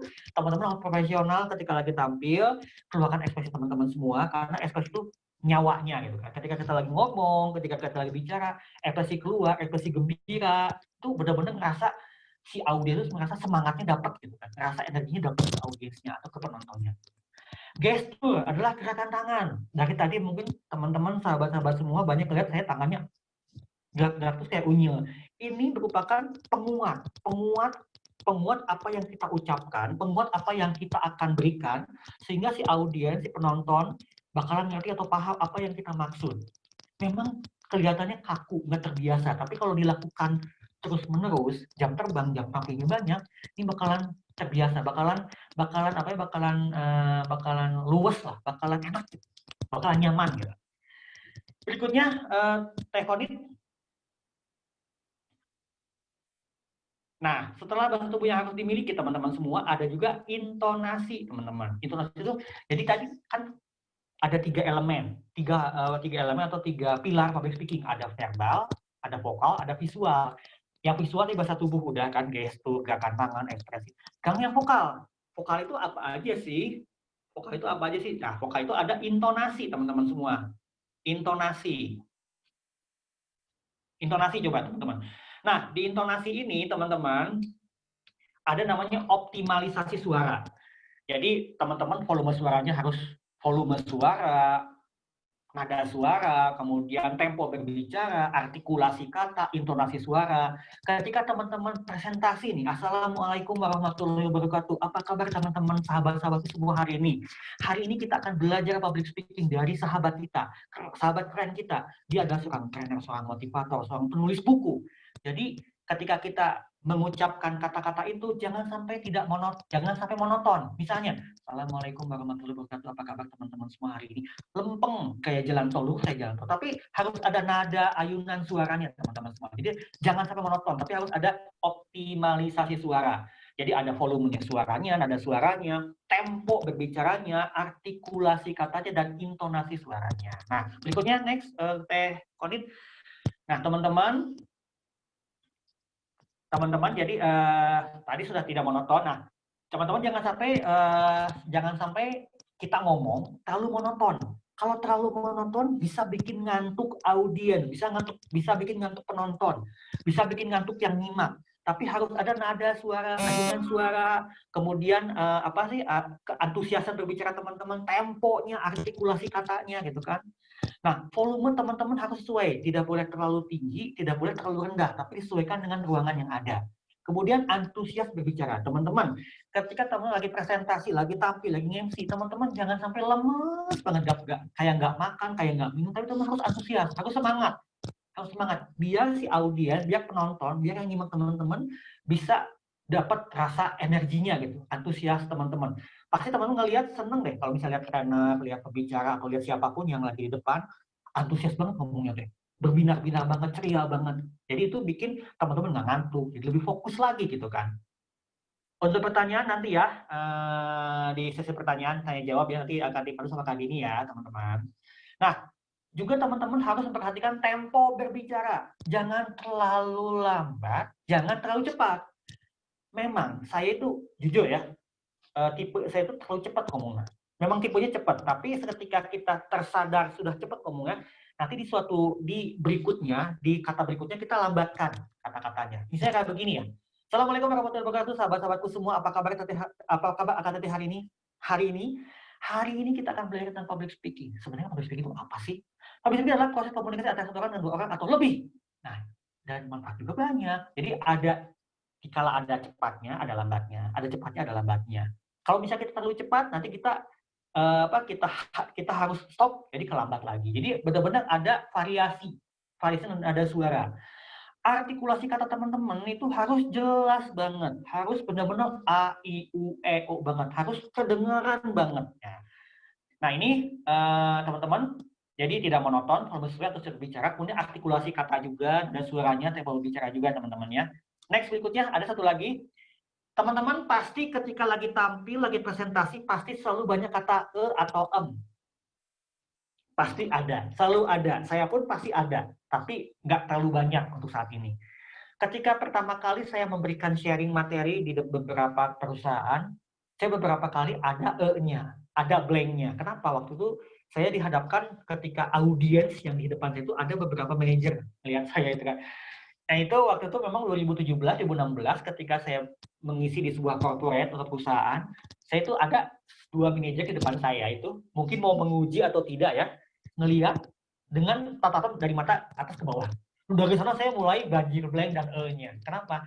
Waktu itu saya belum siap. Waktu itu saya belum terlalu banyak belajar bahwa ketika kita lagi tampil di depan, kita harus benar-benar profesional. Ketika semua audiens siapapun itu kita harus benar-benar tampil dengan rileks. Ketika ada manajer, ketika ada dosen atau guru yang siapapun yang lebih senior daripada kita harus lebih rileks, harus tampil rileks. Tunjukkanlah yang terbaik. Nah, dari sana saya banyak belajar dan teman-teman pun bisa kayak saya gitu. Dari mulai saya ketika tampil gugup banget gitu. Dari tahun 2013, 2014, 2015, 16, 17 ke 20 itu memang prosesnya panjang banget. Dan butuh effort yang besar banget. Dan Akang Teteh, sahabat-sahabatku semua, Bapak Ibu di sini juga bisa seperti itu. Asalkan teman-teman mau belajar, mau upgrade ilmu, dan mau berlatih dengan cara menambah jam tampil dan menambah jam terbang. Syaratnya kalau misalnya pengen nggak banyak dan atau teman-teman, yang pertama jadi kalau ada dan itu kita berpikir apa kata yang akan selanjutnya kita ucapkan. Misalnya public speaking adalah proses komunikasi antara satu orang kepada dua orang atau lebih. Itu teh memberi kesempatan kita untuk berpikir apa yang akan kita ucapkan, si itu keluar. Tapi teman-teman ketika keluar itu, coba teman-teman ketika teman-teman lupa atau ngeblank, teman-teman cukup dengan diam. Tapi diamnya jangan terlalu lama, kita diam berpikir untuk ngomong apa. Tapi ketika teman ngeblank nih, teman-teman ketika ngeblank dan lupa banget, teman-teman coba interaksi dengan audiens yang di depan kita, dengan penonton yang di depan kita. Misalnya kayak begini. Manfaat public speaking itu ada 6. Yang pertama menjadikannya sebagai profesi, yang kedua membuat rasa percaya diri, yang ketiga coba Akang yang baju warna merah, Bapak yang baju merah, coba menurut Bapak manfaat public speaking yang ketiga apa sih? Menurut manfaat Bapak, jadi manfaat si Bapak bilang kayak begini. Nah, baru dimasukkan ke dalam itu. Jadi teman-teman ketika teman-teman lupa atau ngeblank, teman-teman coba interaksi dengan audiens yang ada di depan kita. Tanya sehingga kita ada kesempatan untuk berpikir, kesempatan untuk mikir, oh ini yang kita cari gitu kan. Nah, kayak gitu teman-teman semuanya. Nah, ini ada teman-teman mungkin ketika teman presentasi nih, ketika teman-teman lagi mau tampil, mau presentasi, sebenarnya presentasi itu ada 3 unsur. Unsurnya apa aja sih? Opening, content, dan closing. Nah, ini hanya gambaran aja ya teman-teman semuanya. Sebenarnya ini ada materi lain namanya presentation skills. Nah, next slide berikutnya ditampilkan ada yang opening, content. Nah, ini 3 unsur presentasi yang teman-teman tampilkan. Teman-teman presentasi tentang mata kuliah, tentang bisnis, tentang apapun. Ada 3 unsur. Yang pertama opening, yang kedua content, yang ketiga closing. Opening adalah sapa dan salam dan menanyakan kabar, pembuka. Ketika teman-teman membuka sebuah presentasi, pasti nggak lupa deh. Jangan sampai lupa teman-teman. Sapa dan salam. Assalamualaikum warahmatullahi wabarakatuh. Bapak-bapak dan ibu semuanya, sahabat-sahabatku semua. Menanyakan kabar. Apa kabar teman-teman hari ini? Nah, itu openingnya namanya ya. Lalu konten. Kontennya adalah isi dari presentasi tersebut. Isi presentasi tersebut tuh teman-teman harus ada why-nya, what, dan how to. Nah, itu nanti dijelaskan nanti ya. Dan yang terakhir closing. Closing itu adalah kesimpulan dan penutup. Itu simpelnya teman-teman ya. Simpelnya dalam sebuah presentasi itu ada tiga unsur. Yang pertama opening, pembukaan, atau isi. Jadi closing atau penutup. Nah, boleh next berikutnya, slide berikutnya Teh Konit. Nah, di opening ini teman-teman awali dengan salam dan sapa. Assalamualaikum warahmatullahi wabarakatuh. Kemudian menanyakan kabar. Apa kabar teman-teman hari ini, sahabat-sahabatku semua hari ini? Hari ini kita akan belajar tentang public speaking. Teman-teman mungkin ini yang banget atau bisa belajar dari seseorang yang hebat ini. Nah, ini opening. Langsung konten ini akan di konten itu. Nah, kalau misalnya gini, Assalamualaikum warahmatullahi wabarakatuh. Apa kabar teman-teman hari ini, sahabat-sahabatku hari ini? Hari ini saya Kang Dimi, nama lengkap Adi Wisuli Pansya. Saya seorang trainer public speaking, motivator, kemudian penulis. Saya hari ini pengen sharing tentang ilmu buat teman-teman yang mungkin bisa bermanfaat buat teman-teman semua. Ilmunya tentang adalah public speaking for life. Nah, langsung masuk ke konten. Boleh, Teh Konit ke kontennya. Di konten itu harus ada why, what, dan how to. Why kenapa, what apa, how to bagaimana. Why, kenapa sih kita belajar public speaking? What, apa sih public speaking itu? How to, bagaimana sih kita melakukan, bagaimana sih kita bisa lebih nggak grogi lagi, nggak gugup lagi, bisa lebih pede lagi, bisa lebih, itu semua how to-nya bagaimana. Jadi why, what, dan how to. Why, kenapa kita harus belajar public speaking? What, apa sih public speaking itu, manfaatnya apa aja sih? How to itu bagaimana sih kita bisa agar tidak grogi, tidak gugup, agar pede, itu dijelaskan semua di how to. Nah, teman-teman mau tentang ngejelasin tentang COVID-19 nih, presentasi tentang COVID. Why? Kenapa sih ada COVID? COVID datang dari mana sih datangnya? Buat apa sih COVID itu? How to? Bagaimana sih kita biar terhindar dari COVID ini? Bagaimana sih penanggulangannya gitu? Karena ini konten sederhana. Jadi harus ada why, what, dan how to. terakhir, closing, next slide berikutnya Teh. Di closing itu ada kesimpulan dan penutup. Kesimpulan apa yang kita sampaikan. Kesimpulan apa yang kita sampaikan, apa aja yang kita sampaikan, kita rangkum. Dan salam penutup. Nah itu teman-teman, itu sederhananya ya. Sebenarnya ada materi yang lebih lengkap lagi namanya presentation skill. Nanti mungkin suatu waktu nanti saya akan ngasih materi tentang presentation skill. Nah, itu teman-teman, moga-moga teman-teman bisa udah 1 jam ya. Kak Dini, halo Kak Dini. Kak Dini. Oke, siap Kang. Kak Dini udah jam berapa sekarang Dini? Udah sejam ya? Sekarang ya 3 menit lagi Kang. Ya. Atau sudah selesai? Ya, materi paling itu aja teman-teman semuanya, sahabat-sahabatku semua. Nanti kalau misalnya ada yang mau bertanya, boleh nanti sama Kak Dini di moderatori atau di fasilitasi ya Kak Dini. Boleh Kak Dini, siap Kak Dini? Baik, terima kasih sebelumnya Kang atas penyampaian materi Public Speaking for Life. Semoga teman-teman tadi yang sudah ditanyakan dari Kang Dini, apa itu Public Speaking, kenapa takut berbicara di depan, nah ini sudah terpecahkan ya, semoga baik. Sekarang saatnya pertanyaan ya, tadi sepertinya sudah ada yang beberapa bertanya. Tadi Kak Dila Haryanti ya, mungkin tadi karena sudah raise your hand, Wiz. Boleh Kak Dila Haryanti masih ada di sini, mau via langsung atau diketik di komentar sambil menyusul ya. Teh Dini, karena ini public speaking Teh ya, jadi harus butuh keberanian tampil Teh. Jadi suaranya keluarin aja Teh. Wah, tuh kata Kang Dini seperti itu tuh, langsung ditantang.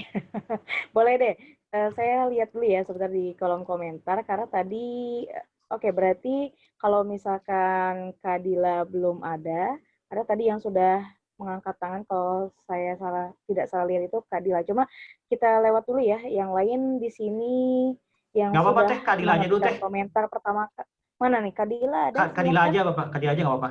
Nanti nggak apa-apa di chat aja. Oke, kalau Kak Dila belum tes, nah berarti saya izin yang lain dulu ya untuk mempersingkat waktu nih. Oke, kita serahkan pertanyaan pertama kepada Kak Irfan Tongasa. Boleh Kak Irfan dinyalakan suaranya ya untuk menanyakan langsung kepada Kang Dini ya. Silakan, ada Kak Irfan Tongasa.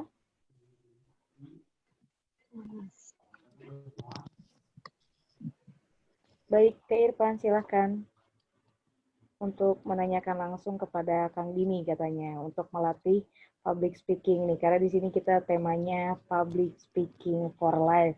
Ada Kak Irfan? Boleh mungkin dinyalakan suaranya? Mana nih Kak Irfan, belum muncul juga suaranya, atau mungkin masih di di unmute ya sama admin atau bagaimana nih? Oke, kali ini sudah banyak pertanyaan juga nih. Kalau ini saya bacakan dulu aja Kang, apa gimana nih Kang? Baca dulu Teh, baca aja dulu. Oke, dari Kak Irfan Tongasa, beliau bertanya, Kang, dalam situasi audiens yang gimana paling tepat kita berikan games atau ice breaking untuk menghilangkan kejenuhan? Bisakah kita berikan ice breaking untuk menyembunyikan rasa gugup yang kita rasakan? Mau langsung dijawab saja Kang ya? Ya. Jadi teman-teman semuanya ketika, buat teman-teman mungkin yang sering jadi MC, yang sering presentasi, teman-teman boleh ngasih ice breaking juga, apalagi teman-teman yang mungkin ketemu dengan anak-anak sekolah, anak SMA, SMP, milenial, ketika teman-teman mungkin ngerasa apalagi harus diucapkan gitu ketika gugup, boleh teman-teman lakukan ice breaking.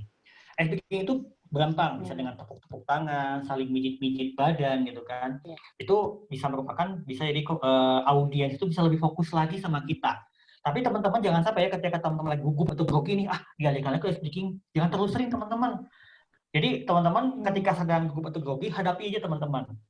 Ketika teman-teman benar-benar gugup atau grogi, coba teman-teman bilang, terus terang aja, saya ini gugup atau grogi karena ini baru pertama kali saya tampil, jujur aja nggak apa-apa. Nah setelah itu mungkin si audiens ngerti ke kondisi kita, tapi teman-teman harus berusaha coba lebih relax lagi dalam menghadapi audiens, dan jangan lupa teman-teman, ketika teman-teman menghadapi audiens yang milenial, yang SD, SMP, SMA, coba perbanyak interaksi. Libatkan semua audiens, terus adakan diskusi, dan banyakin ice breaking. Ice breaking itu sederhana. Tepuk-tepuk, selamat pagi, terus kemudian pijit-pijit badan gitu. Masih banyak lah pokoknya ice breaking itu. Coba teman-teman kalau pengen lihat ice breaking yang bagus-bagus, yang keren-keren, nanti bisa lihat di mungkin bisa dilihat di YouTube-nya kawan saya namanya Alan Albana, atau mungkin bisa ngelihat di IG-nya 1000 Tepuk. Nah itu banyak ice breaking, macam-macam ice breaking. Itu aja paling. Dan ini dari sisi audiens yang mungkin audiensnya udah ngantuk, biasanya ketika saya ngisi training jam 1 jam 2 siang itu pada ngantuk, itu kasih aja ice breaking biar mereka fokus lagi dan mereka semangat lagi gitu kan. Oke, baik. Nah, itu pertanyaan dari Kak Irfan Tongasa. Nah, ini kalau malam ini kita mungkin ada yang ngantuk nih, Kang. Sedikit ice breaking, Kang. Contohkan. Biar nggak ada yang... Karena ini apalagi malam. Jadi malam kalau minggu lagi. Misalnya kalau Silakan, ice Kang. breaking itu misalnya kan kayak tepuk-tepuk ya. Misalnya gini ya, mungkin Kak Dini sering lihat kayak ice breaking saya. Tepuk 1, tepuk 2, tepuk 3. Enggak jadi. Langsung jadi, gitu kayak gitu. Contoh itu ya, tepuk. Mungkin Kak Dini sering ngelihat saya tepuk-tepuk itu ya, tepuk 1, atau mungkin apa namanya kalau misalnya ya gitulah pokoknya banyak deh.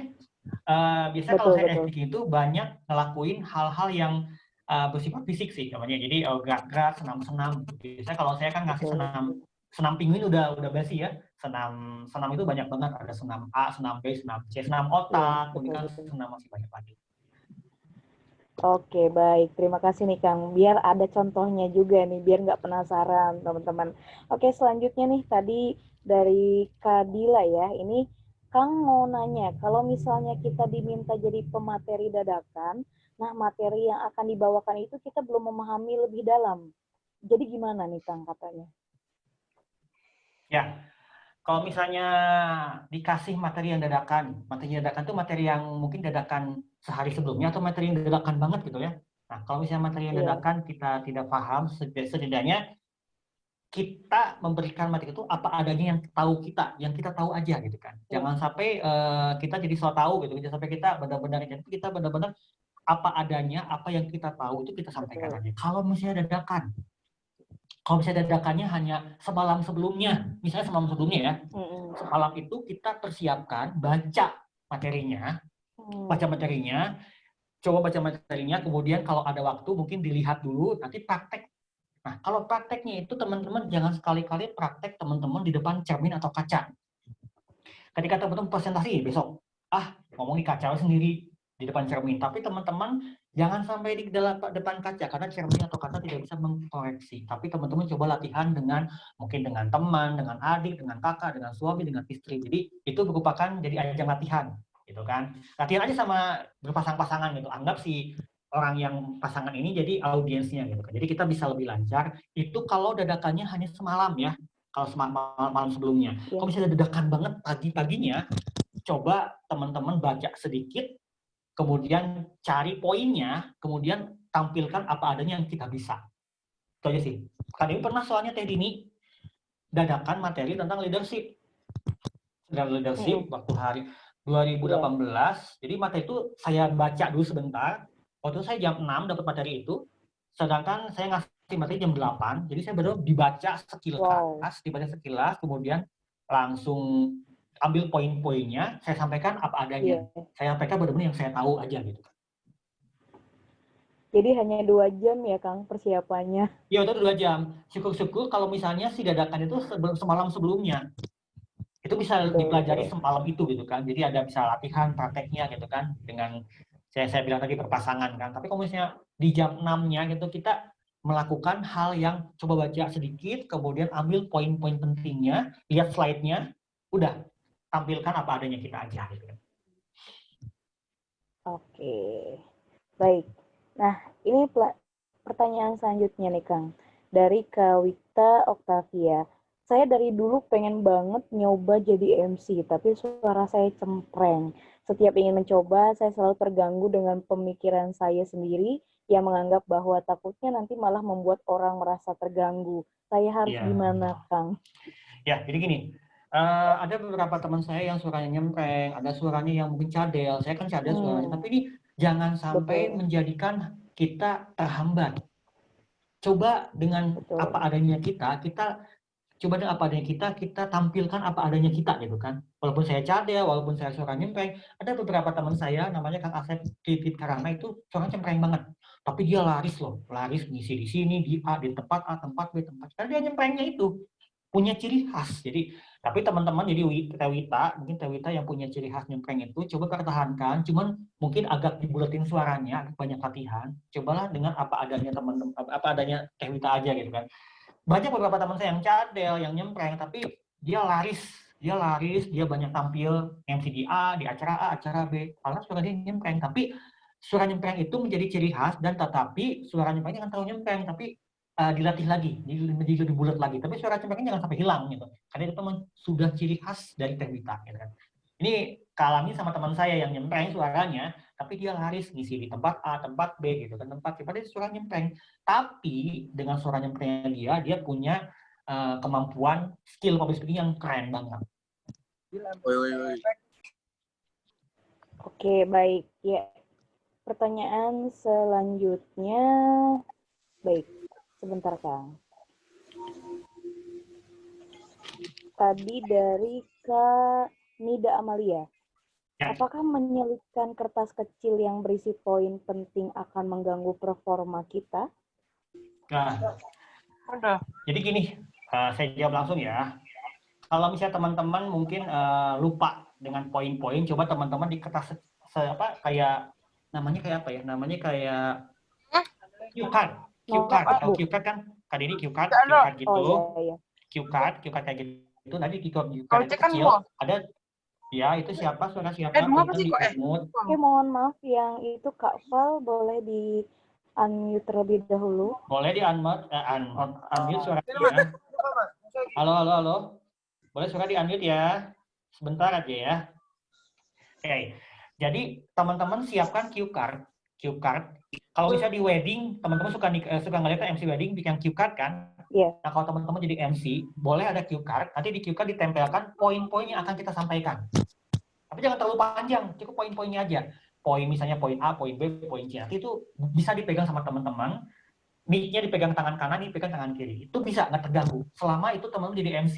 Jadi MC aja ya. Kalau misalnya teman-teman ngisi materi atau ngisi sharing. Nah, ini buat poin-poinnya teman-teman ini untuk ngisi sharing itu teman harus benar-benar total tampilnya. Jangan bawa kertas. Karena kita kan ini materi kita kan. Kita harus sampaikan dengan apa yang kita bisa, apa yang kita punya. Tapi kalau untuk MC bisa untuk melihat poin-poinnya pakai cue card. MC atau moderator bisa pakai cue card, nanti ada poin-poinnya. Boleh itu, boleh banget. Tapi kalau untuk ngisi training, ngisi training buat banyak orang itu tidak diwajibkan. Jangan haram diwajibkan lah, haram banget. Karena seorang pembicara, seorang trainer atau seorang yang akan presentasi itu setidaknya harus menguasai apa yang akan kita berikan kepada audiens. Karena ini kan materi kita, ini ilmu kita kan. Jadi kalau bisa poin-poin ya cukup mungkin sebelum kita tampil kita ngelihat di kertas, mungkin dibaca dulu poin-poinnya, diingat-ingat. Nanti ketika kita tampil, moga-moga kita ingat dengan poin-poin yang apa kita baca sebelumnya. Itu ya. Oke, baik. Selanjutnya nih Kang dari Kak Thomas Gunawan. Saya udah beberapa kali tampil di depan kelas maupun presentasi makalah kuliah, tetapi masih gugup dan blank sewaktu tampil lomba dan tampil di depan umum. Apakah itu karena berpengaruh karena kurang persiapan atau bagaimana? Solusinya apa katanya? Solusinya, Mas Thomas ini yang pertama, teman Mas Thomas ini hendaknya ketika presentasi tidak melulu presentasi aja. Coba Mas Thomas ya saya bilang tadi, cari jam terbangnya di yang lain, MC, jadi moderator, kemudian mimpin rapat, mimpin meeting, kemudian segala macam yang ketemu orang banyak gitu kan. Ketika ketemu orang banyak, ketika dihadapkan dengan orang yang di audiens kita itu, kita nggak akan canggung, kita akan terbiasa gitu kan. Karena memang jam terbang itu penting banget. Jam tampil itu penting banget. Semakin banyak jam tampil, semakin banyak jam terbang, maka ketika kita menghadapi audiens itu kita akan canggung lagi, kita nggak akan grogi lagi. Grogi sih masih ada, cuman tingkatan grogi itu sudah menurun banget. Itu kerasa sama saya. Saya itu waktu ketika pengen nyari jam terbang itu, saya selalu waktu tahun 2012, 2013 saya jadi MC, fasilitator, moderator, semua diambil sama saya. Karena apa? Untuk jam terbang, untuk jam tampil. Yang penting ketemu banyak orang, yang penting saya bisa ada audiensnya. Ketika kita ketemu dengan berbeda audiens dari mulai milenial, SMP, SMA, SD, dan masih banyak lagi, maka kita akan terbiasa dengan audiens yang berbeda-beda. Ketika ikut lomba apapun, teman-teman atau akang teteh atau sahabat-sahabatku semua nggak akan ngerasa canggung, akan ngerasa biasa ketika tampil. Jadi kuncinya Mas Thomas harus banyakin jam terbang, jam tampil, terus berlatih sebelum mungkin Mas Thomas sebelum presentasi atau lomba, teman-teman Mas Thomas itu harus benar-benar berlatihnya dengan terus praktek gitu. Prakteknya bisa melakukan aktivitas sharing online, sharing offline gitu kan. Itu penting banget. Jam terbang dan jam tampil itu penting banget. Semakin banyak jam tampil, semakin banyak jam terbang, teman-teman bakalan terbiasa. Udah ya Mas Thomas ya. Kalau nggak puas nanti mungkin bisa di grup WhatsApp atau nanya DM ke saya langsung ya. Oke, baik. Terima kasih, Kang. Nah, selanjutnya, sebentar saya cek dulu dari pertanyaan Kak Febi. Ya, ini seru nih, Kang, pertanyaannya. Saat jadi presenter, bagaimana cara memberitahu waktu yang tersisa untuk presentasi narasumber tanpa memotong bicara narasumber atau perlu dengan kode-kode tertentu, Kang? Nah, ini mungkin untuk saya juga nih, Kang, nanti memperingatkan waktu. Silakan, Kang. Jadi ini biasanya kalau saya jadi presenter, terus ada penyiarnya, ada narasumbernya, coba minta ke panitia pakai kertas kecil, ini di depan pakai ada tulisan 3 menit lagi, 10 menit lagi, 5 menit lagi, 3 menit lagi. Liatin sana, moga-moga si narasumbernya ngelihat ke si kertas ini. Dan sebelumnya si narasumber dikasih tahu, Pak, Ibu, kalau misalnya Bapak, Ibu ngelihat ada tulisan 10 menit, 5 menit, atau 3 menit di atas, itu berarti tandanya menitnya berarti Bapak atau Ibu mungkin bisa lebih cepat lagi menyimpulkan gitu kan. Dan jangan sampai kita memotong pembicaraan. Kalau misalnya, Pak, maaf 5 menit lagi, itu nggak sopan. Itu nggak sopan banget. Jadi teman-teman kalau misalnya coba minta ke panitianya pakai kertas gede, nggak gede sih, setengah lah, menengah lah. Pakai spidol gede, tulis 10 menit lagi, 5 menit lagi, 3 menit lagi. Itu biasanya efeknya bagus lah, pas banget. Jadi si narasumber ngerti. Tapi sebelumnya si narasumber kan dikasih tahu dulu, Kak, Ibu nanti ada peringatan, ada tulisan 10 menit, 5 menit, 3 menit ketika di depan gitu kan, sama tim. Gitu. Kalau kita yang motong nggak enak, Itu aja sih, kan ini. Baik, terima kasih, Kang. Nah, ini pertanyaan terakhir, Kang. Karena sudah tidak ada lagi yang bertanya, kalaupun nanti teman-teman mau menanyakan, boleh di grup WhatsApp seminar ini ya, karena keterbatasan waktu, mohon maaf sekali. Yang terakhir, Kang, dari Kak Fidin Mirinda, problematika public speaker salah satunya tidak menguasai halayak. Caranya bagaimana? Karena kan kalau menjadi MC harus bisa di berbagai elemen komunikan. Mohon sharingnya katanya.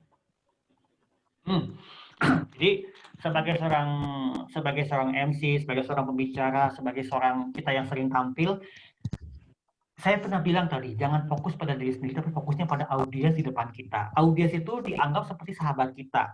Jadi ketika kita lagi trainer, MC, pembicara apapun, ajaklah audiens untuk interaksi atau interaktif.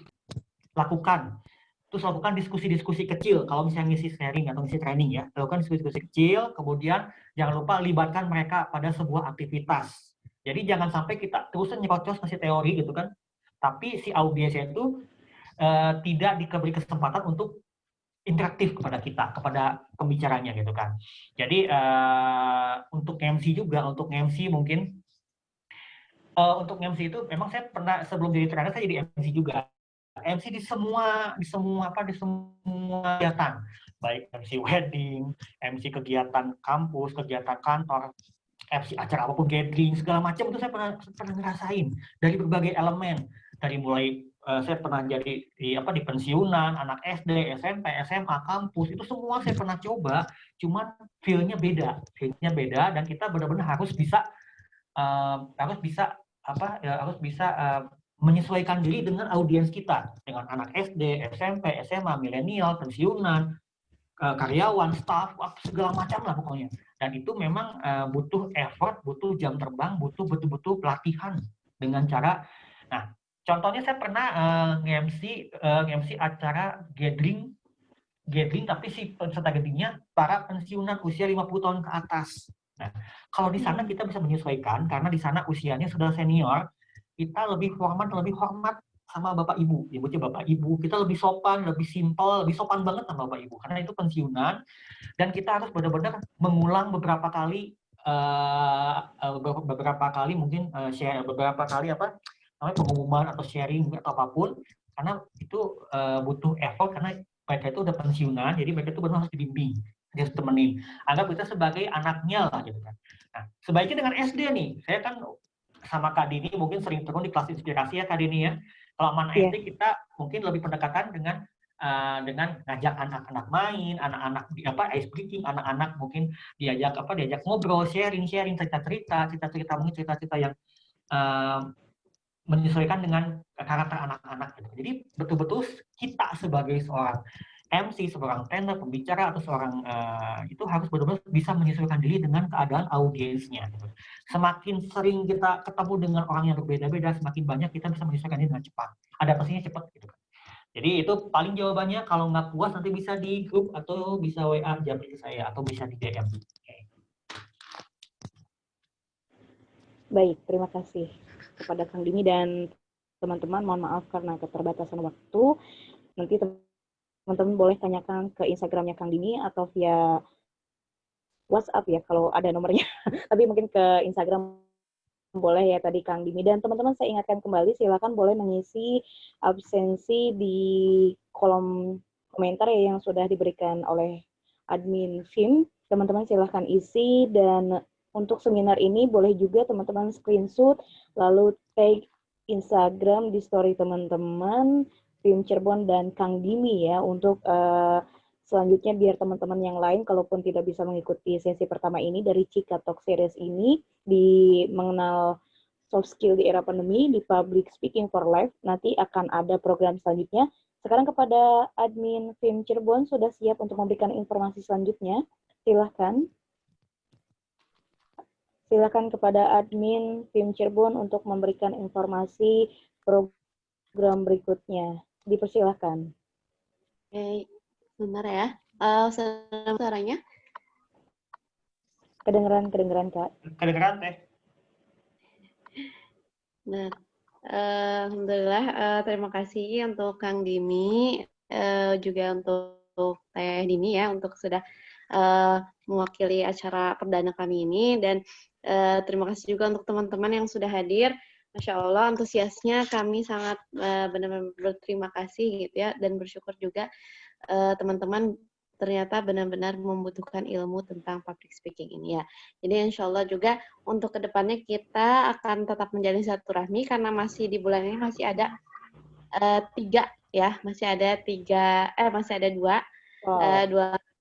hari lagi lanjutan ya, yaitu yang sudah kita lewati hari ini adalah tentang public speaking dan untuk selanjutnya ada materi tentang ya semacam talent mapping ya atau pengenalan bakat ya. Jadi tadi kan Kang Dimi juga cerita ya, Kang Dimi sudah mencari ya mengetahui bakatnya itu dari beberapa talent mapping. Nanti ada praktisioner yang akan juga mengisi. Nanti teman-teman bisa mengetahui nih, oh bakat saya itu seperti apa kayak gitu ya. Jadi nanti di situ akan diterangkan juga seperti apanya oleh nanti pematerinya adalah Kang Isal. Kang Isal, teman saya itu Kang Isal. Masih satu ini ya perguruan. Ya. Ya. Selanjutnya yang di sesi ketiganya di bulan Agustus itu ada juga kepenulisan itu dari Kang Adi Rustandi, beliau penulis novel juga sebagai juri finalis lomba LKTI dari Muslimah gitu ya kalau nggak salah kemarin. Itu jadi untuk webinar selanjutnya mohon teman-teman tetap menjalin silaturahmi di grup tetap keep contact dan juga untuk evaluasi hari ini mohon diisi kembali gitu ya. Bagi yang sudah join silakan diisi juga nanti untuk pembagian sertifikat untuk yang bulan ini syaratnya adalah mengikuti semua tiga itu ya dari seminar di bulan ini gitu ya. Insya Allah nanti langsung dikirimkan sertifikatnya lewat email masing-masing seperti itu. Untuk FIMCIKA sendiri, alhamdulillah kami masih membangun gitu ya, merintis. Jadi teman-teman juga bisa saling support. Salah satunya dengan memfollow di Instagram kami yaitu FIM Cirebon. Ya wajib ya ini follow-nya. Wajib memfollow di Instagram kami di FIM Cirebon. Mungkin itu tadi ini untuk personel FIMCIKA sendiri atau FIM Cirebon sendiri ada saya Konita Hafizoh ya selaku koordinator wilayah FIM Cirebon, juga ada Teh Aisyah sekretarisnya ya dan wakil juga. Jadi nanti teman-teman bisa nih kalau misalnya ingin tahu apa sih kegiatan FIM Cirebon, pantengin aja di Instagram FIM Cirebon juga gitu. Juga untuk kegiatan-kegiatan lain juga di Kang Dimi juga ada ya. Kang Dimi biasanya sering mengisi ya di beberapa kegiatan. Apa nih selanjutnya mau ada kegiatan apa lagi Kang Dimi? Ya sebelumnya saya belum ditutup ya. Lagi closing statement ya. Iya teman-teman, akan sahabat-sahabatku yang baik, semoga yang saya sampaikan bisa bermanfaat buat teman-teman semua. Jangan lupa 7P-nya teman-teman ya. 7P itu apa sih? Praktek. Semuanya praktek. Dan yang kedua, prakteknya dengan apa? Dengan jam terbang, jam tampil. Teman-teman bisa ngambil jadi MC, jadi moderator, fasilitator, kemudian jadi trainer, jadi pembicara, jadi pengisi kajian. Pokoknya itu teman-teman ambil semua kesempatan teman-teman. Itu buat latihan teman-teman. Semakin banyak jam terbang, semakin banyak jam tampil, maka teman-teman makin terbiasa ketika ketemu banyak orang. Dan yang ketiga, teman-teman harus banyak baca-baca referensi atau buku. Karena buku itu penting banget, karena untuk menambah perbedaan kosakata baru. Nah itu paling teman-teman semua. Jangan teman-teman semangat terus, teman-teman semuanya terus cari jam terbang, terus cari jam tampil. Kang Dimi itu kegiatan saat ini memang sudah banyak di training offline. Kemarin dari Maret sampai Juli itu semuanya trainingnya online semua online. Dari mulai dari semua aplikasi, dari Zoom, Google Meet, WebEx, dan semuanya itu. Dan bulan Juni dan Juli saya sempat bikin acara namanya program Instagram Live Relation Speak. Saya mengundang tokoh-tokoh inspiratif, jadi talk show. Terus saat ini lagi berhenti dulu karena saya lagi banyak acara ya, banyak kegiatan-kegiatan, isi training, kemudian di komunitas-komunitas. Saya kebetulan aktif di beberapa komunitas di Bandung, kemudian rencana lagi menulis buku berikutnya. Jadi buku Aku Kawan dan Tali Cinta itu mau dibikin reborn-nya. Buku Aku Kawan Tali Reborn. Nah ini mungkin mohon doanya buat teman-teman semua, dan juga lagi mau rencana ada bikin buku yang keempat, buku tentang komunikasi. Jadi mohon doa teman-teman semuanya. Terima kasih buat tim Cika, buat Kak Dini, buat Kak Konit dan yang lainnya atas kesempatannya saya bisa sharing di sini. Mohon maaf kalau misalnya saya ada kekurangan buat teman-teman semua. Semoga ini bermanfaat buat teman-teman semua, bisa jadi inspirasi, bisa jadi giro, bisa jadi manfaat buat teman-teman semua. Paling itu aja teman-teman semua. Kalau misalnya ada yang mau sharing tentang, pengen nanya-nanya lagi tentang public speaking, tentang komunikasi dan sebagainya, bisa follow Instagram saya di @kangdimi, KAENGDIMMG, dipanjangin semua, panjang, nggak diputus. KAENGDIMMG. Nanti saya follow back ya. Thank you. Terima kasih. Terima kasih Kang Dimi. Saya juga berterima kasih sekali lagi ya. Teman-teman jangan lupa di follow Instagramnya Kang Dimi dan untuk share informasi dari pembelajaran hari ini. Saya kembalikan ke Kak Dimi. Baik, terima kasih kepada Kak Konita selaku pengurus FIM Cirebon ya, dan Kang Dimi selaku pemateri di sesi pertama ini di 8 Agustus atau 8/8/2020, tanggal yang luar biasa. Nah, teman-teman saya ingatkan kembali, silahkan isi presensi ya yang sudah diberikan oleh tim dari FIM Cirebon sendiri, dan saya ingatkan kembali bahwa di bulan Agustus ini ada 3 sesi. Yang sesi pertama yang hari ini diisi oleh Kang Dini, Public Speaking for Life, lalu nanti tanggal 16 Agustus juga, dan 23 Agustus silahkan nanti teman-teman ikuti seminarnya untuk mendapatkan sertifikat. Baik teman-teman, terima kasih. Sebelumnya kita akan ada sesi foto ya, biar biasanya kalau tidak ada foto, tidak ada bukti itu kayaknya kurang pas. Mungkin itu yang ditunggu teman-teman. Boleh teman-teman, wah langsung ya kameranya pada dimunculkan. Silakan wajahnya juga ya senyum. Jangan ada yang cemberut karena malam-malam sudah malam minggu ya. Mungkin bagi teman-teman yang menyendiri saatnya kita bersemangat ya. Coba senyum teman-teman. Saya belum lihat wajah senyum teman-teman. Coba berikan walaupun kita belum pernah bertemu.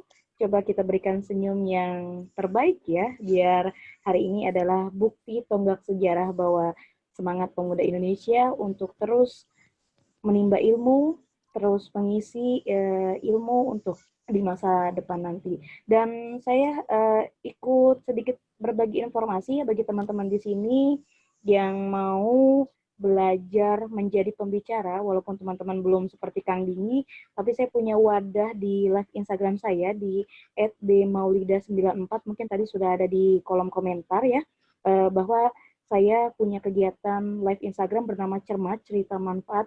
Jadi bagi siapapun yang mau belajar public speaking untuk mengisi menjadi pemateri ya, walaupun belum menjadi pemateri betulan, tapi setidaknya belajar yang sudah disampaikan ilmunya dari Kang Dini. Nah, di saya bisa nanti tinggal teman-teman tentukan judul, tanggal, dan waktunya. Jadi biar nanti kita akan sharing bersama, karena di sini saya tidak seperti Kang Dini dalam arti mengundang yang profesional. Nah, di sinilah wadah Cermat, Cerita Manfaat, teman-teman bisa berbagi.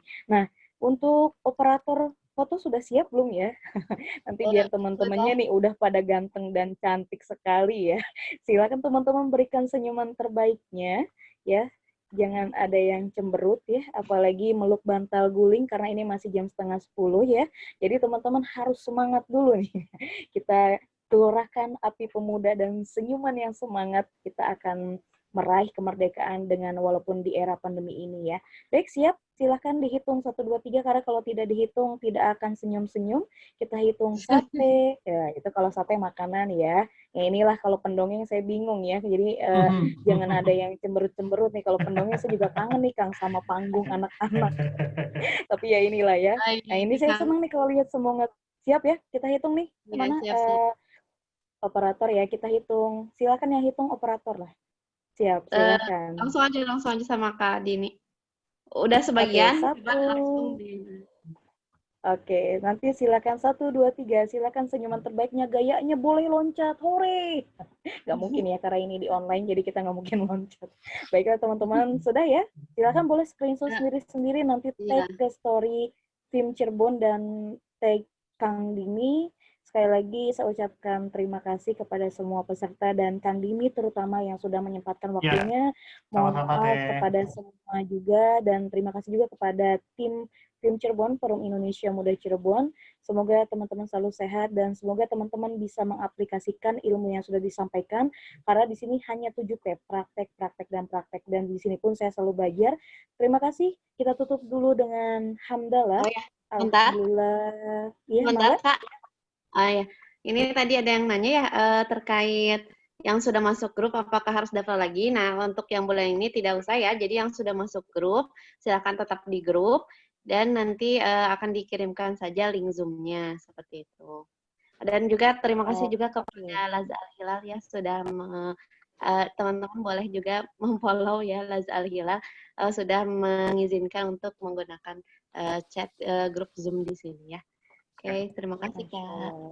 Ya, baik, terima kasih pokoknya kepada semuanya. Jazakumullah khair. Semoga Allah membalas kebaikan teman-teman untuk terus menimba ilmu. Dan kita tutup kepada Allah SWT dengan hamdalah, alhamdulillahirrahmanirrahim. Kita tutup dengan istighfar, astagfirullah, karena kita di sini tidak luput dari kesalahan. Baik, terima kasih teman-teman yang belum mengisi link, silahkan diisi kembali. Dan yang mau mengikuti terus bulan ini, silahkan, masih ada beberapa 2 materi lagi di bulan Agustus ini. Baik, terima kasih. Saya izin undur diri dari FIM Cirebon sebagai moderator di malam hari ini di Public Speaking for Life. Terima kasih sudah bergabung.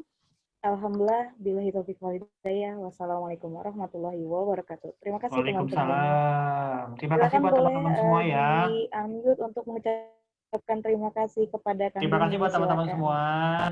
Terima kasih sudah mau belajar bareng-bareng, belajar sama-sama. Semoga menjadi manfaat, jadi inspirasi buat teman-teman semua ya. Jangan lupa praktek ya teman-teman ya.